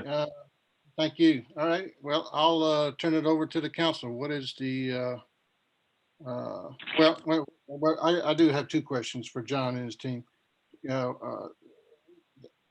know the subcommittee came back with the recommendations and the negotiations with y'all. But is the homes to wrap around Anglesey, is that off the table? Are y'all firm that y'all cannot produce 3 or 4 more single family homes around Anglesey to protect that cul-de-sac? What we did there, Mayor, was to commit that the fence would go in that area, and that we would put evergreen trees. But no, there's still the townhome, that townhome building end of the site, Mr. Mayor. Okay. And the second thing, I think we asked last time for some stormwater data. I know y'all, assured us that the ponds will provide sufficient protection from runoff, but I just compare it to the amount of data we received from the EPCON folks over on the Lawyers Road, Allen Black. They just inundated us with data. So I didn't know whether y'all had that available to send us over, rather than, I know you assure us it won't, but we do have some engineers on staff. I'd love for them to take a look at the data. Well, we can certainly provide that. There's been no data submitted to the town yet. Nick Bashan's on. I don't know that they've done that engineering work, Mr. Mayor. Nick, are you on? I am, John. Here, let me. Can you hear Nick, Mr. Mayor? Yep. Yep. Hey, we have not done engineering yet. We've been trying to tackle the site plan in placement per the DA agreement. I will say that we will need to conform to all state requirements, Stallings requirements, and whatever is more strict, we need to obey that. And stormwater will be a big part of the permitting process. If this were to get approved, we would have a full stormwater memo that would go along with our submittal plans, and this would be reviewed by staff and DEQ. So it would be a very extensive process, not only from a stormwater perspective, but overall permitting process as well. Right. I understand you'll follow all the local ordinances and state regs. Thank you. Yep. And the last one that we heard a lot from the residents was, not the 100-foot buffer, but what's inside the natural vegetation. What's the plan, that so everybody's clear on the wooded areas between the two developments within the 100-foot, 70-foot areas? What's the plan to, for as far as removal or leave it alone or add to? So there was the first time we've been asked about making that undisturbed, or a portion of it undisturbed, was just a couple of weeks ago, Mr. Mayor. And so what the developers ended up with was the exterior 30 feet would be undisturbed. The rest of it obviously would meet the requirements of the buffer requirements of the ordinance. There was one caveat to that they could put I think there are two locations where their sewer lines would go in that buffer, but I think it's two, but potentially sewer lines, but the development agreement would require those to be at an angle of not less than 75 degrees. So it'd be, almost straight. But Nick, are there only two locations where that could occur? That's correct, John. Okay. But yeah. Well, I understand. So the exterior 30 feet is going to be undisturbed, and so got it. Will that be All right. replanted, Mr. Mayor? Yes, Stephen.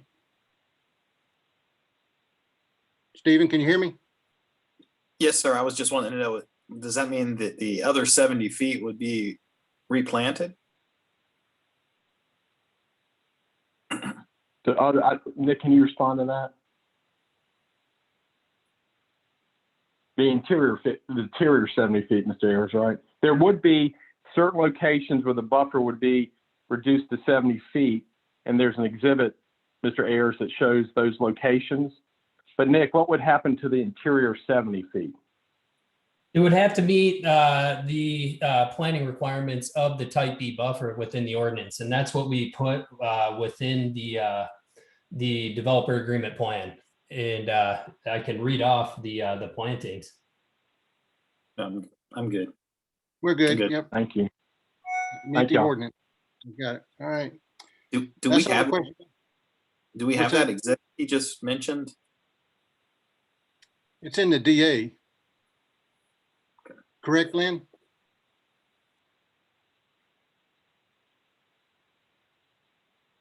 Yes, sir. Lynn? Yes. Okay. In the DA, yeah. All righty, that's all the questions I have. Any final questions from council to staff or the applicant? All righty, hearing none, what's the pleasure of the council tonight?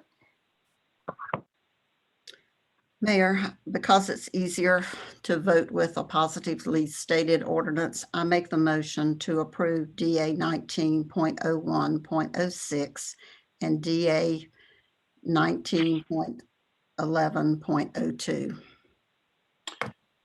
So you make the motion to approve the ordinance adopting the development agreements of those two, and then contingent on the adoption of the conditional zoning 21.02.01. Can I amend your motion? Yes. Mayor, I'll second that.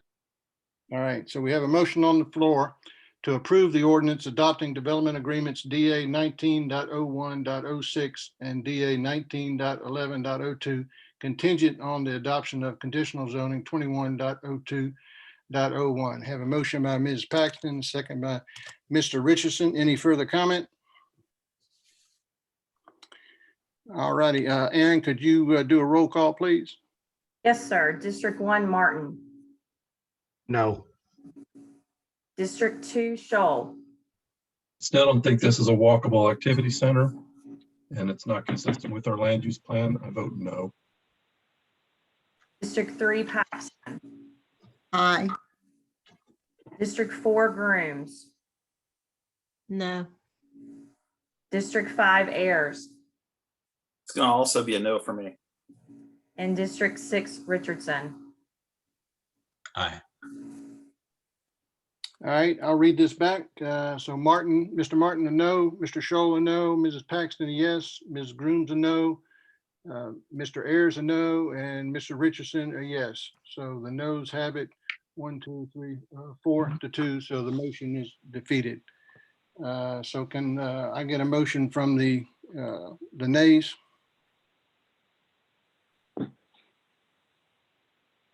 To do what? Mayor, To I deny- don't think you need anything else. Oh, you don't need that, Matt? Okay. I think you're done, and I All think. right, we're done. Yes, since the development agreements did not pass, there's no reason to take up the conditional zoning. So. Is that correct, Mr. Carmichael? Yep. Yep. So That- John. We would want to, unmute,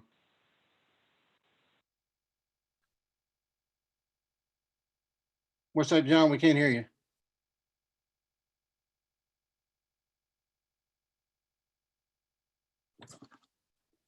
Can everybody hear me? Yes. John, do you want to withdraw the conditional zoning request? Let's go with a deferral of it until we can make that decision, if that's okay.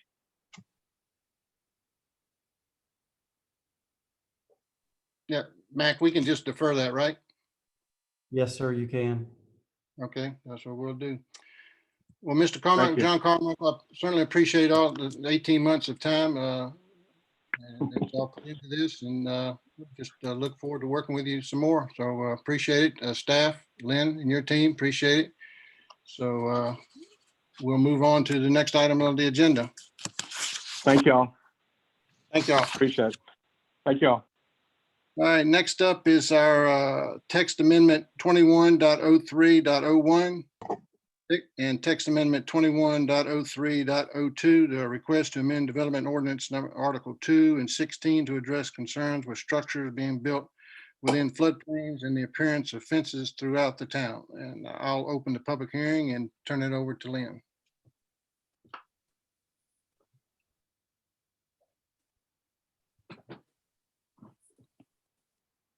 Yes, Mr. Mayor, the next item on the agenda is a council-initiated text amendment. In early 2020, prior to COVID, council directed staff to prepare language amending the development ordinance, providing language that would prevent single-family residential lots from being platted within the floodplain. So to address this issue, staff is recommending that Article 2 be amended to add Section 2.2-1 that would prohibit single-family lots within subdivisions of 4 or more parcels from being platted to include any designated floodplain. The actual language that's being recommended is on your screen in red. The second part of this amendment is to amend Article 16, which deals with lot lines and drainage by adding in section number 4 to subsection D that would read that lot lines for newly created single-family detached lots created through the requirements established by Article 16 of the Stallings Development Ordinance shall not be platted to include any designated floodplain areas. Floodplain located within a single-family detached subdivision containing 4 or more lots will remain as common open space. The reason for this request is to protect future property owners from the effects that flooding has due to their lot being partially located within a floodplain. And it's also to protect the floodplain and minimize flooding caused by disturbance. The planning board heard this at their March 16th meeting where they unanimously recommended approval. This is the planning board's recommendation. If you have any questions, I'd be glad to address those. All righty. And then did you attend this planning board meeting, did you say?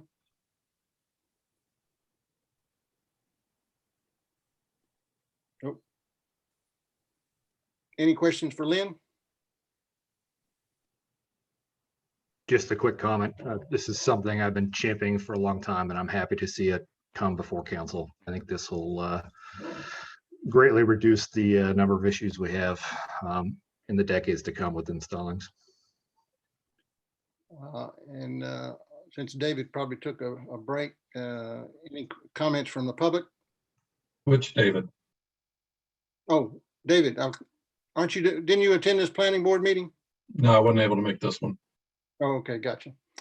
Any comments from the public? And Aaron, on text amendments, do you have to wait 24 hours? I would defer to Matt on that one. I mean, sorry, to Mac on that one. Anything that's the subject of a public hearing has to be left open for 24 hours. All righty. Well, I'll close the public hearing then on this. And we'll reschedule it for our first meeting in May. Thank you, Lynn. Next up, text amendment 21.03.03, the open space discussion. So I'll open that to open the public hearing and hear from Lynn. Well, excuse me, sir, we did have one more text amendment that addressed fences, 210302. Yeah, that was it was a separate amendment. Oh, okay. Very briefly, I'll go through this very quickly. I'll open the public hearing back up. Thank you. This is a text amendment. This is a second text amendment that was directed by council addressing the appearance of fences.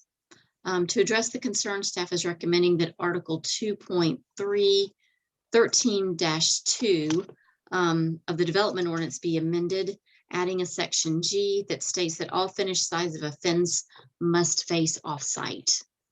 The reason for this is it's in keeping with town goals of maintaining an attractive and inviting appearance. Planning board heard this also on March 16th of 2021 and recommended approval of this amendment. And that is staff's presentation. If you have any questions, I'd be happy to address those. Well, now, did they discuss having the same appearance on both sides of the fence? I think the goal was just to make sure that the finished side of a fence faced out, especially on a privacy fence. I think that was the intent of the language. Mm-hmm. Well, I'm not a fence builder, but I would assume the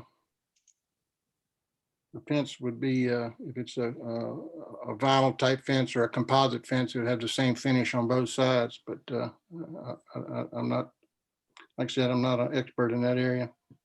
I think this really addresses wooden privacy fences where there's slats on one side. Gotcha. I think that's the main intent. All right. Any questions for Lynn? Question.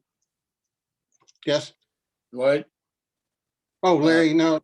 Yeah, wait a minute. Let me get council questions, Larry, and then I'll call on you. Thank you. Oh, okay, fine. Yeah. Any council have any questions? All right. Open the public comments. Larry, you're up. Larry Falcone, 2121 Blue Iris Drive. All of the HOAs have that restriction. So I'm just wondering why, I don't, it's a very simple thing. And I guess you might call it overkill, but I know at least one instance here in Fairhaven where, in fact, it was the property behind me where they installed the fence the opposite way and HOA forced them to take it down. So Lynn, what's your experience with that? I think we have neighborhoods that either don't have an HOA or it's an older subdivision and the HOA covenants don't include that language. So it gives the town the ability to address the issue in situations where the HOA does not or doesn't have the ability to. So you would grandfather into the old subdivisions and make people tear down their fences? I don't anticipate that happening, but that's a question for our attorney. I don't know that this language would apply to existing fences. My guess it would be on fences that people are coming in permitting going forward. Going forward, that's what I thought. Okay, just a question. Thank you, Larry. Only applies prospectively. Unless it's Larry's fence, then he's got to take it down, right? That's right. All right, thank you, Mac. All righty, I'll close the public hearing. Thank you, Lynn, for bringing that. I thought we were talking about them at the same time. And so next we'll move on to the open space text amendment 21.03.03, open space, and I'll open the public hearing and turn it over to Lynn. This is actually, I'm going to turn it over to Matthew West, our planning tech. This is a project that he's been heading up. We brought some draft language to you all at the last meeting, got some feedback. We've gone back and worked with a consultant. Matthew worked very closely with Justin Longino with the COG, and they are here tonight to present that final draft ordinance to you all. And we are looking hopefully this evening for some sort of a recommendation. I don't believe we can vote on it tonight, but we hope that we can bring something back to you at the next meeting that you're able to adopt and vote on. So now I'll just turn it over to Matthew. Thanks, Lynn. Good evening, everyone. This is a pretty in-depth, a pretty large update to the open space ordinance. So I won't go over all the changes specifically. All the changes are included in the memo, as well as the specific text of the changes included in the ordinance. But I'll just go over some of the changes that were made. I'll hit the highlights. This will be somewhat of a repeat as the last meeting, but council did ask for a specific example, and so one of those will be provided. So just to briefly go over the summary of feedback, this is what we received from both the planning board as well as the town council. There was a strong desire for increased landscape buffering. We needed to clarify some of the open space definitions and requirements, specifically that improved open space was the focus. We wanted to codify the implementation of the Parks and Greenway Plan, as well as require open space amenities within communities. So that's touching those useful open spaces again. So first, to address that first point, to increase landscape buffering, this is the open space rewrite, but we did touch some of the landscape buffering sections. Most specifically, we increased the buffer between a lot of the residential neighborhoods from a type C buffer, which is only required 20 foot, to a type A buffer, which was 40 feet. As it shows here, we adjusted the table to differentiate between residential and non-residential projects. So that gives us a little bit more specificity in defining which type of buffer is used where. It's not listed here, but it is in the memo. We did add a requirement for any project abutting a single family or an SFR district would require the larger type A buffer. And then the other big change for this buffering section is that we added language in for berm to provide screening. And so the berms would not be required for smaller developments, minor developments, 4 homes or fewer, or front-loaded homes. And this was a recommendation by the planning board. Then the biggest change was clarifying the open space requirements. So the first change we made was greatly increasing the total open space requirements, as well as defining the open space requirements by zoning district. So the current ordinance states that single family residential have to have 10% of the lot area as open space. Anything else is just 7.5%. That's been changed, as I said, now by district, or has been proposed now by district, ranging from 25% for single family down to 10% for some of the mixed use projects. One of the town council comments was having 0% for some of the commercial and industrial districts. That was adjusted to also be, I believe it was 10%. I'm not sure what the exact number was off the top of my head, but the only ones now that are still left as 0% is agricultural, civic, and town center districts. The town center district is also, or as I said, it's 0%. However, there is a caveat that it has to adhere to the Parks and Greenway Master Plan where applicable. We did add, and I'll mention this later, that's point 3. The Parks and Greenway Plan has been, language has been added to put that at the same level as the comprehensive plan, but Town Center, we gave special emphasis for that Greenway Master Plan in exchange for the 0% required open space. And the other big change is adding emphasis on improved open space. So before, there was no clear defining of like how much of it needed to be improved. The code was written to be that it needed to be improved, but there was some language that allowed developers to claim their open space as natural open space like wetlands, so it didn't need to be improved. But we've changed that language now, so it's just 50% of the required open space has to be improved no matter what. And then another change that we have made was that improved open space must have maintained access to be counted. So you can't just count leftover land as unimproved open space. It has to actually be usable and accessible. So briefly go over the example. This is what's shown in the ordinance currently. So to go over this briefly, these 3 are always required. There's always going to be a total open space percentage required. There's always going to be an improved open space requirement, and there's always going to be a minimum unimproved open space requirement. Where it gets a little, the math kind of gets a little bit more specific is that there are certain unimproved open space that can be counted, but only a maximum of it can be counted. And that's Article 21.2-10 A, B, and C. So to explain that a little bit, that is the steep slopes, stream buffers, and stormwater management. So you can think of this as unbuildable open space, and it's those 3 specifics. There are other unbuildable areas that cannot be counted as open space, such as wetlands. But if a developer was developing their land and they found that they had no steep slopes or no stream buffers, they only had a little bit of stormwater management, and they couldn't meet this 6.25% required unbuildable open space, the remaining open space would need to be made up as either more improved open space or with natural unimproved open space. So this is the real world example. This is the courtyards on Chestnut Lane that's already been approved.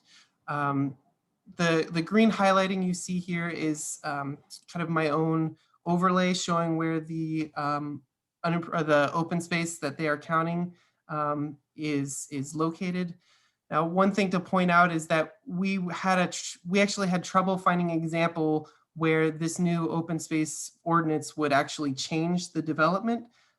We actually found that kind of good news is that most developers are already providing well more open space than even this ordinance would require. However, that being said, this ordinance would codify those higher unimproved open space requirement or open space requirements, which I think would matter more going forward when there's less developable land available in Stallings.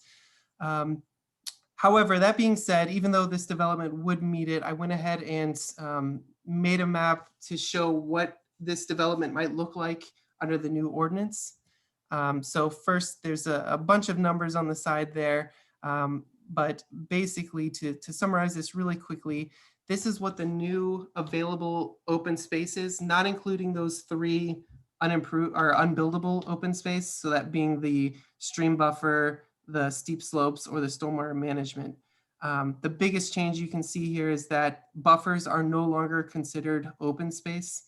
So that cuts out a huge chunk of the open space that they could count. I'll just flip back one slide really quickly. The currently counted unimproved open space is 6.21 acres. So available just under the new code or the new proposed changes, it would be 3.8 allowed open space. Then you would calculate that unbuildable open space. So that's again the stream buffers, steep slope, and stormwater management. In this case, they have about 1 acre of that. However, you can see on the left there, they're only really allowed to count 1/3 of that. So I've quickly just shown what that would look like. The developer, of course, could choose where they want to count these open spaces. But just for a visual reference, that would completely exclude the stream buffers and most or a little bit of the stormwater management. The biggest change that the proposed changes will make on this project is that the developer has considered all of their open spaces as that natural open space. So they have not provided any improvements. However, under the new change, they would be required to provide that 2/3 of an acre of improved open space. And again, the developer could choose where this goes, but just for visual reference, that's about how much improved open space would be required on this development. And the last thing to point out on this example is that I mentioned for open space to be considered, it has to be accessible. So those 2 little chunks there on the 2 corners are both cut off by wetlands and by a stream. So in order for a developer or this developer to even count those, they would need to have provided some kind of access to that area. And I calculated even not considering that, even if the developer didn't provide access, this because their plan provided so much open space to begin with, this would still have met the ordinance. So there would be no reductions of lots necessary on this development under the new ordinance. I will point out, I didn't calculate any steep slopes. That was a little beyond me on the engineering and grading side, but that I doubt that there would be a significant change in the amount of open space provided by that. So to finish up really quickly, the other point was to codify the implementation of the Parks and Greenway Plan. One way we did this was just adding references in the codes that any development has to consider both the comprehensive land use plan as well as the Parks and Greenway Master Plan when planning their open space. But the other big point that we added here was requiring connections. If a project abuts public open space, there would be required access points to be maintained by the homeowners association at certain intervals, so that there would be forced connections to all that public open space. So the last change, kind of a repeat of all the other ones, is that the new proposed changes would put emphasis on the improved open space by requiring a minimum percentage of that, and then putting maximum limits on what could be actually counted as unimproved open space. There's some trail extra credit language put in there. And then we also changed the language to allow for developers to have a little bit more freedom in defining what is actually counts as improved. The current codes have kind of a finite list of about, I think, like 6 items. And there was a little bit confusion on the developer's side saying, do we have to put in benches? Is that the only kind of improvement that would count? So we've kind of broadened that a little bit, but in exchange, there's more improved open space required. And that is the end of the presentation on the open space changes. Just want to mention we have Justin Langino on the call from the COG. He can help answer any specifics you might have on any numbers, any questions like that. All righty. Well, Matthew, to say this was a large undertaking is an understatement. So appreciate all your work on it with the COG there. So, and appreciate you highlighting the summary there. So any questions for Matthew? No, I'll just say thank you, Matthew. You're a great addition to the team. That's fantastic. Oh, thank you. I appreciate that. And then, John, I know this has been, you've been leading this effort. How do you feel? I love it. I'm looking forward to being able to vote on it. All right. Well, any questions for Matthew and his team? All right. And then I'll open it up to the public. Any comments from the public? Larry? Larry, okay. Yeah. First of all, I think it's excellent what he's done. I had spoken to Miss Lynn about this several years ago. I like to see incorporated in this plan some guidance from the planning staff to just what species of trees and things that should, that could be planted in these either buffer or the open spaces. In particular, just to give an example, on Miss Groom Street, it was the same street as mine. On her side of the street, they have everything from maple trees to oak trees or whatever. Unfortunately, on our side of the street, the developer planted these huge oak trees, which have just ruined the lawns. And they have to, in fact, several of us actually had to have our trees cut down because the roots got so big, they destroyed the lawns because the lawns aren't very large. But anyhow, I've heard from the landscape architects that it's very important to have a variety of trees and shrubs along these buffers and open space if you're going to plant any, because, if one gets a disease, then it passes on to another. So it'd be nice if we could give these developers some guidance on species to plant.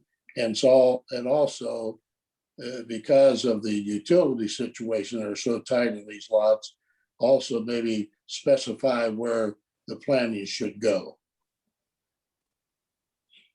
All right, good points. Matthew, is this something that y'all might have addressed? And I know it's a large document, so you might have already addressed some of this, but if y'all could take a look at it, I think it would be a good idea. Sure. I'd like to mention that one of the unimproved open space categories that can be counted is natural wooded area. And that does not include replanting any trees. I believe that's the wording. Correct me if I'm wrong, Justin. But that would be if there was preserved natural already forested areas on a property, they could preserve those and count those as natural forested open space. But I don't believe that they would be allowed to plant new woods and count that as open space. But the other thing is that this open space did not touch too much on buffers. We addressed buffers a little bit, but we didn't really touch the planting of a buffer. But that can definitely be something to look at. I just want to make I just want to make the one comment too, Larry. That's Mr. Falcone, that's a good point. And we can always look at adding a planting list to the ordinance. We did not do that in this exercise because we were looking specifically at open space. We really didn't make specific changes to the landscape ordinance, except in areas where it touched on open space. But that's definitely something we could look at adding is that list to either the ordinance or is a separate document so that we can update it periodically. Sounds good. Thank you, Lynn. All righty. Well, I'll close the public hearing and we'll put it on the agenda for the next first meeting in May. If anybody has any comments or changes, just get with Matthew. Thanks again, Matthew and Justin. All righty, next up is number 6 on our agenda, the 2020-2021 road surfacing interlocal agreement with Indian Trail, and I'll turn it over to Alex.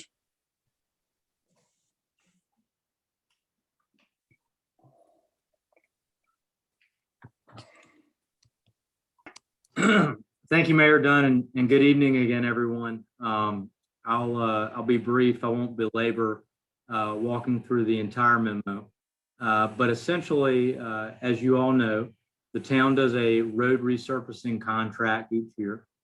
And it comes to find out our neighbor Indian Trail does the same thing. And so one of the things that we've talked about in the past, and it's just now starting to come to fruition, is partnering with the town of Indian Trail to somehow combine our resurfacing contracts with the hope that that would lead to greater economies of scale, more bidders, and hopefully drive down the price for everyone.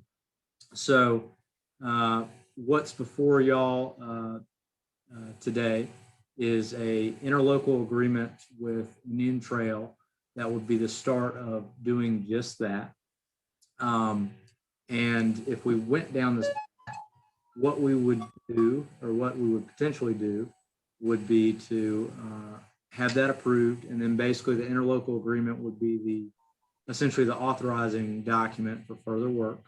So we would approve the interlocal agreement, and then the council would authorize the town manager, me, to enter into the subsequent more detailed agreement with Indian Trail that would highlight the details of the bidding and all that, all those details.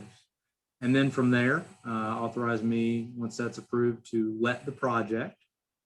And then finally to award the project and the contract to the lowest responsible bidder, contingent on that bid being within the amount that was allocated within the budget.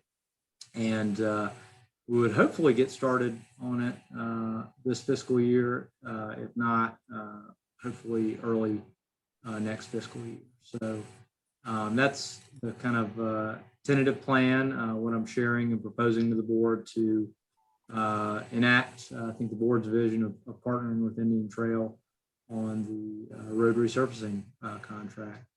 I do want to note that at our last council budget workshop, the issue came up of as to whether the town's pavement condition index, which is what we use to kind of prioritize the different towns, determine what order and which streets get repaved first, the issue of traffic volume. And I heard from the board, hey, we'd like to see the town's ranking system adjusted to prioritize some of the primary entrance roads for neighborhoods.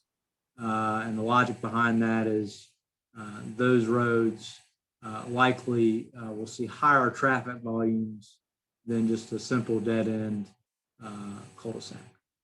So staff have begun work on kind of what that would look like from a technical vision. And I think, like anything, what we've learned is probably the devil is in the details. And so I think to get to a point where we can take time to kind of think through this technically, what this would look like, how we would enact this into our current ranking system, collaborate with council, just like we're doing with open space, working through any issues, and ultimately receiving council approval. It's going to take some time. And so don't think we'd be able to do it and still partner with Indian Trail for this year's resurfacing contract, but do think we could do it in time for next year's. And so as a result, would recommend kind of moving forward with the current pavement condition index rankings, how we've been doing in the past, but, and then working towards updating them to meet council's goal for next year. So that's staff's recommendation on that, and kind of the next step of what it would take to kind of move forward with partnering with Indian Trail on the resurfacing contracts between the both of us. So that's kind of it in a nutshell. Don't want to be long-winded, so happy to answer any questions or concerns that any board members might have. Thank you. All right, any questions for Alex? Can I get a motion on this, please? Sure, Mayor, I'll do that. Make a motion to approve a 2021 road resurfacing interlocal agreement with the town of Indian Trail. Does that suffice? Yes, sir. We got a motion by Mr. Richardson and a second by Mr. Scholl. Aaron, could you do a roll call, please? And Mayor, may I add, there are a couple key details, and we could do it after this motion. But I think one thing that's key in order to enact it would be to authorize the town manager to enter into a subsequent agreement with Indian Trail for resurfacing execution contingent on town attorney approval, to let the resurfacing project and to award the project/contract with the lowest responsible bidder contingent on the bid being within allocated budget parameters. Right. Yeah, I don't think we need to change the motion because it's written right in the agreement there in the language. So this is actually the memo, and the interlocal agreement is a bit different. So that's why I would suggest. Mayor, let me just give Alex what he's asking for. Be real quick. I'll in addition to my motion to approve the interlocal agreement, if you'll scroll up, I'll give the rest of it for the sake of time. Authorize the town manager to enter into a subsequent agreement with Indian Trail for resurfacing execution contingent on town attorney approval, to let the resurfacing project and to award the project contract with the lowest responsible bidder contingent on that bid being bid within allocated budget parameters, period. All right, motion by Mr. Richardson, second by Second, Mr. David. Scholl. All right, Aaron, could you do a roll call, please? Yes, sir. District 1, Martin. Aye. District 2, Scholl. Aye. District 3, Paxton. Aye. District 4, Grooms. Aye. District 5, Ayers. District 5, Ayers. This mute button works. Aye. And District 6, Richardson. Great. Thank you. Yep, that's unanimous. Thank you, Alex. Look Thank forward you. to. Thank you for letting me be nitpicky there, Mayor. Appreciate it. That's all right. And then when next quad meeting, we need to bring this up to their attention, you know, to show we're working together with other, you know, maybe we can expand this to Min Hill and Matthews. I doubt it, but you never know. Great idea. All right, next up is the resolution opposing SB 349, HB 401, HB 291, and H 496, increase housing opportunities. So I'll turn it over to Mr. Ayers because he brought it to the agenda. So he'll have first crack at it. Okay, so I'm going to be up front here. So the idea here was that I believe Alex sent us all a memo early on about both of these bills. And I'm going to be speaking specifically to 349 and 401. And then I'll let John and Dave kind of filter in because I'm not familiar with the other two that were brought up tonight. But basically, these here were brought to us by Alex, and the fact that both of these are basically taking away part of our ability to adequately zone and community build within municipalities. And so, long story short here, and I know it's getting late, is that talked to some of our WUMA meeting members, and they mentioned that what they're going to be doing is actually go ahead and creating a resolution from the towns and moving that forward so that we have instead of it just being an informal opposing of these two bills, that we would actually do it in a more formal setting. So I believe all of our WUMA members are actually going forward with a similar resolution. And so we are bringing this to our council to move forward a formal resolution so that our state representatives know that we are not in support of these two bills. Yeah, and I don't think anybody on this council would argue that point. They make no sense. So how they would take this away. I mean, I could see it in rural counties and rural parts of the county. Well, I don't even see it there, but I think that's where it came from. So, all righty. And then John and David, can y'all talk to HB 291 and 496? What are those? First of all, I don't want to take away any time or effort away from passing this resolution tonight. Sure. But I do think along the same lines, perhaps at the next meeting, we might have a resolution addressing 291 and I forget the number John mentioned. 496. 496. 496, those two, and we might get ourselves up to speed on both of those, but both similarly take away local control of our towns. And I think we would behoove ourselves to do a resolution at the next meeting for both of those, both of those two bills. And I sent out a note this morning, or an article this morning, just happened to be that Boone did 291 and the 349 and 401 that we're doing tonight.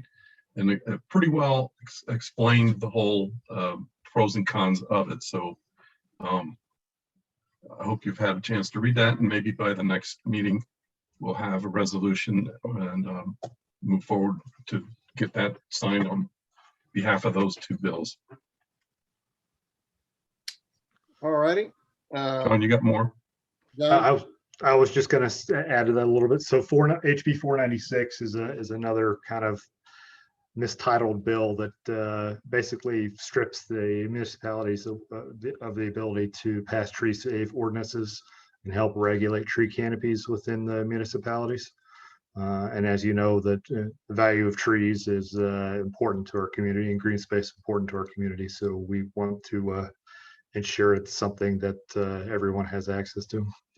Well, the tree bill, are you talking about Senate Bill 367?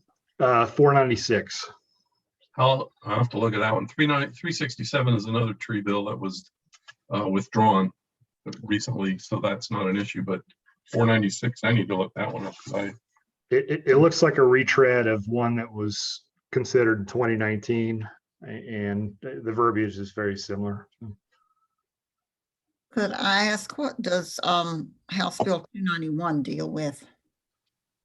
291 is force municipalities to complete an initial plan review of commercial development plans initially sealed by a design professional without regard to their complexity, deficiencies, or impacts of human health and safety within a time frame of 15 days and issue permits within 30 days.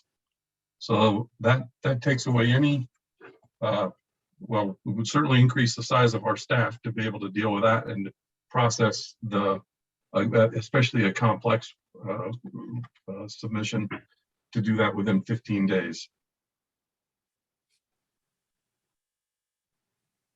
And that's it in a nutshell, but there's more to it than that, of course. Thank you. That's quite a bit. That doesn't even seem like there's enough time to do all the other legal requirements in 15 days. No, it's very heavy-handed towards the developer side rather than, you know, local governments having the ability to speak for their community.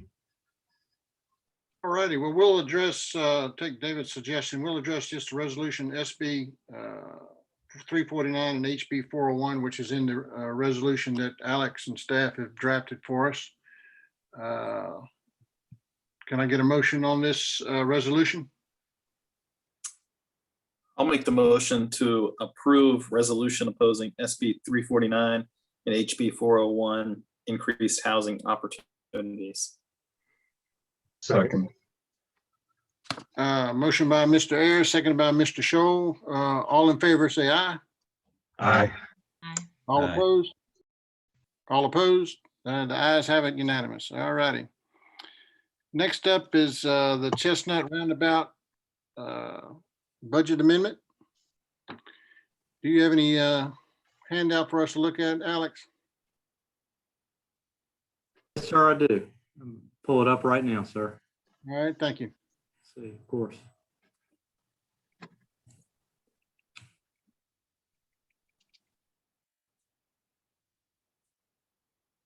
Okay, Mr. Mayor and everyone, can you see the memo regarding the funding acceleration? Yeah. So this is a fairly detailed issue, but I think for our purposes tonight here, it's not a detailed question, but to give some broad overview, back in 2019, DOT had indicated that they had a very large budget deficit for the Chestnut Matthews Weddington roundabout project. And because of that budget deficit, it was going to get delayed. The project was basically going to get delayed indefinitely. And that was a concern for the town. It was an issue for DOT, and it was also an issue for the developer Terwilliger Pappas, as they were in the process of constructing or I believe at that point about to construct a multifamily project in that area that would rely on the roundabout for its development. So long story short, the town worked with DOT and the developer and entered into two separate agreements, one with DOT and the second with Terwilliger Pappas, which essentially would make the town the middleman for funding that Terwilliger Pappas would provide to the town, who would then in turn provide that funding to NCDOT for the Chestnut Roundabout project. There were some aspects of the project that were put in, the town put our own money in regarding adding some turn lanes to the roundabout, but that's not really the big issue here. In March of last year, the developer provided, you can see, just under $1.6 million in funds to the town.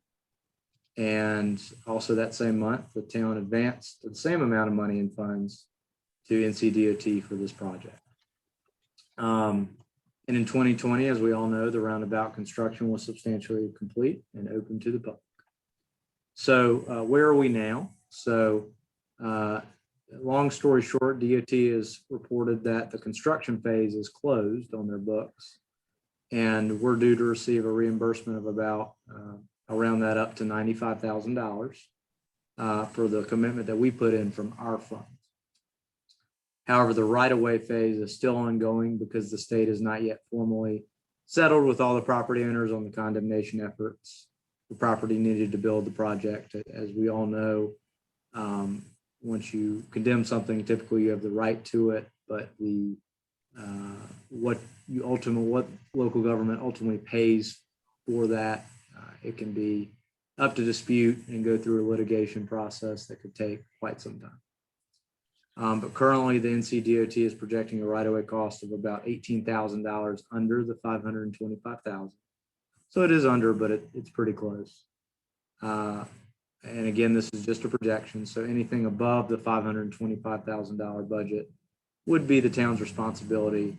However, it's important to note here that Terwilliger Pappas is committed in the separate agreement with the town that Terwilliger Pappas will provide the town with any additional funds above $525,000 to provide to NCDOT. So, but depending on how the legal process plays out, I mean, it could potentially be years until we know what that'll be. So, fast forwarding to the issue that is pertinent today. Last week, the town received $1.616866 and 1 cent. I want to make sure we're accounting for every penny in total funds from NCDOT for the funds advanced from Terwilliger Pappas to the town. And you may say, Alex, well, how can that be? Because this was the amount that was originally given. Well, there's a part of the agreement where there's an inflation adjusted factor, and we're obligated to deliver the funds to the developer, the roundabout funds, at such time as the TIP funds are received from the department in accordance with the provisions thereof. So long story short, staff and legal have reviewed the contracts with NCDOT and Terwilliger Pappas and determined that now the town is obligated to deliver to Terwilliger Pappas this amount that the town has received from NCDOT last week. And so in order to meet our obligation under those agreements, staff would recommend to council the following issue. One, add it to the agenda. So we're a third of the way there. Approve a budget amendment, which I'll bring up here in a second, in the amount of $1.616,866.01. And then also authorize staff to issue payment to Chestnut Farms Apartments LLC, CEO Terwilliger Pappas Multifamily Partners LLC, per the enclosed agreement with this party. So again, basically the two remaining things that staff are recommending are to approve the budget amendment and authorizing staff to execute payment. So the twofold requests. Happy to answer any questions, any concerns as I pull up the budget amendment. All right, thank you, Alex. Any questions for Alex? Everybody understand this? I have a question. Easy come, easy go. The was it 64,000 you mentioned that was the inflation clause? Does that mean that Terwilliger Pappas is getting back more money than they actually put into this project? Yes, from a dollar standpoint. Yes, ma'am. That's how the agreement was written. Well, that doesn't seem right. Well, it's an inflation factor. So yeah, they've essentially funded ahead of time, and the cost of their money equals that. And that makes sense to me, I guess. That's what I'm thinking. Yeah, I agree. It makes sense. Makes sense to me. Does that make sense to you, Linda?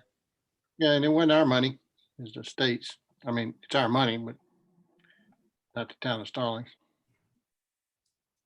Well, I understand. Let me pull up this portion. It's like they're paying interest, I guess, on the money they used during that time. Yeah. Okay. A pretty cheap rate. Yep. Understand it in principle. I don't like it, but there's nothing we can do about it at this time, so I'm okay with it. All right, thank you, Alex. Can I get a motion on this, what is it there, amended budget ordinance number 8? So moved. Second. And to authorize staff to issue payment to Chestnut Farms Apartments LLC, care of Terwilliger Pappas Multifamily Partners LLC. So moved on that one. All right. Motion by Mr. Scholl, seconded by Mr. Martin. All in favor, say aye. Aye. Aye. All opposed, say no. The ayes have it, and that's unanimous. Thank you, Alex. And then the last thing is Alex want to talk about is the water sewer proposal that Union County sent to us. Alex has been in conversation with Union County staff, so I'll turn it over to him. Thank you, Mayor. And again, I'll be brief. The Union County Board of Commissioners made several decisions last week regarding water sewer capital projects. As part of those decisions, they also asked staff, their staff, county staff, and the county manager to engage with some of the more western, faster growing, I guess, for lack of a better term, municipalities, including us in Indian Trail. And so last Friday, myself and the Indian Trail town manager met and had a really good dialogue with the county manager and assistant manager. In short, I think there's some things regarding water sewer issues that are going to be challenging for us to kind of come to some common agreement, or at least going to take some time. Let me put it that way. I like that better. However, I do think there's some things that we potentially have in common, and I'd like the board's permission to engage with the county staff to see if we can come up with a interlocal agreement that works for both sides as perceived on the staff level. And if we can come to some sort of agreement there to bring it back to our respective boards for potential consideration. Any questions or comments? Just I think we curious, all. Go ahead, Stephen. why would we need to give you permission? Just out of, I mean, in 2 sentences. I mean, that Great just seems question. like I'm going to do my best to do a natural thing. One of them might be a run-on though, so I reserve that right. First is you do not. The second is whenever I'm dealing with high-profile intergovernmental issues, I like to keep the board aware and abreast of what's going on. And so I think we're partners in kind of figuring these things out. And I think more than anything, it's keeping you abreast of what's going on and the conversations that are being had so that I don't show up one day and be like, here's the interlocal agreement. Let's do this. Gotcha.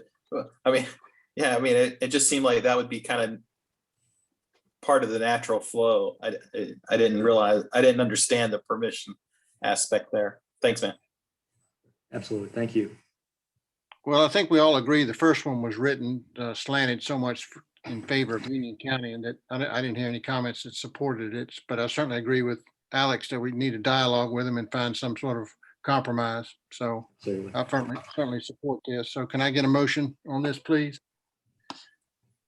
Motion to authorize Alex to begin negotiation with Union County staff regarding the water and sewer interlocal agreement.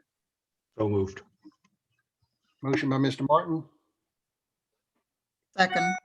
seconded by Mrs. Paxton. All in favor, say aye. Aye. All opposed? And the ayes have it, unanimous. So that's it. So I thought Stephen was going to try to run on and get the over and under. So, but I guess not. So 10:30 was the over under. So Nope. I won that one tonight. I had the under also. Well, I'll just split the pot with you. You guys left me out of some text chain or something. I never get those from you. Am I excluded? Alex asks us when he calls us. He never asked me. I guess he knows I'm not a betting man. Thank He you, doesn't Alex. like you as much as he likes us. Oh, gosh. That's probably true.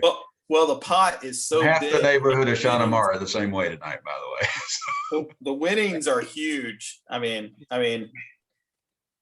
that 1 cent that that Alex made sure he captured is bigger than the pot. So I wouldn't get all bent out of shape.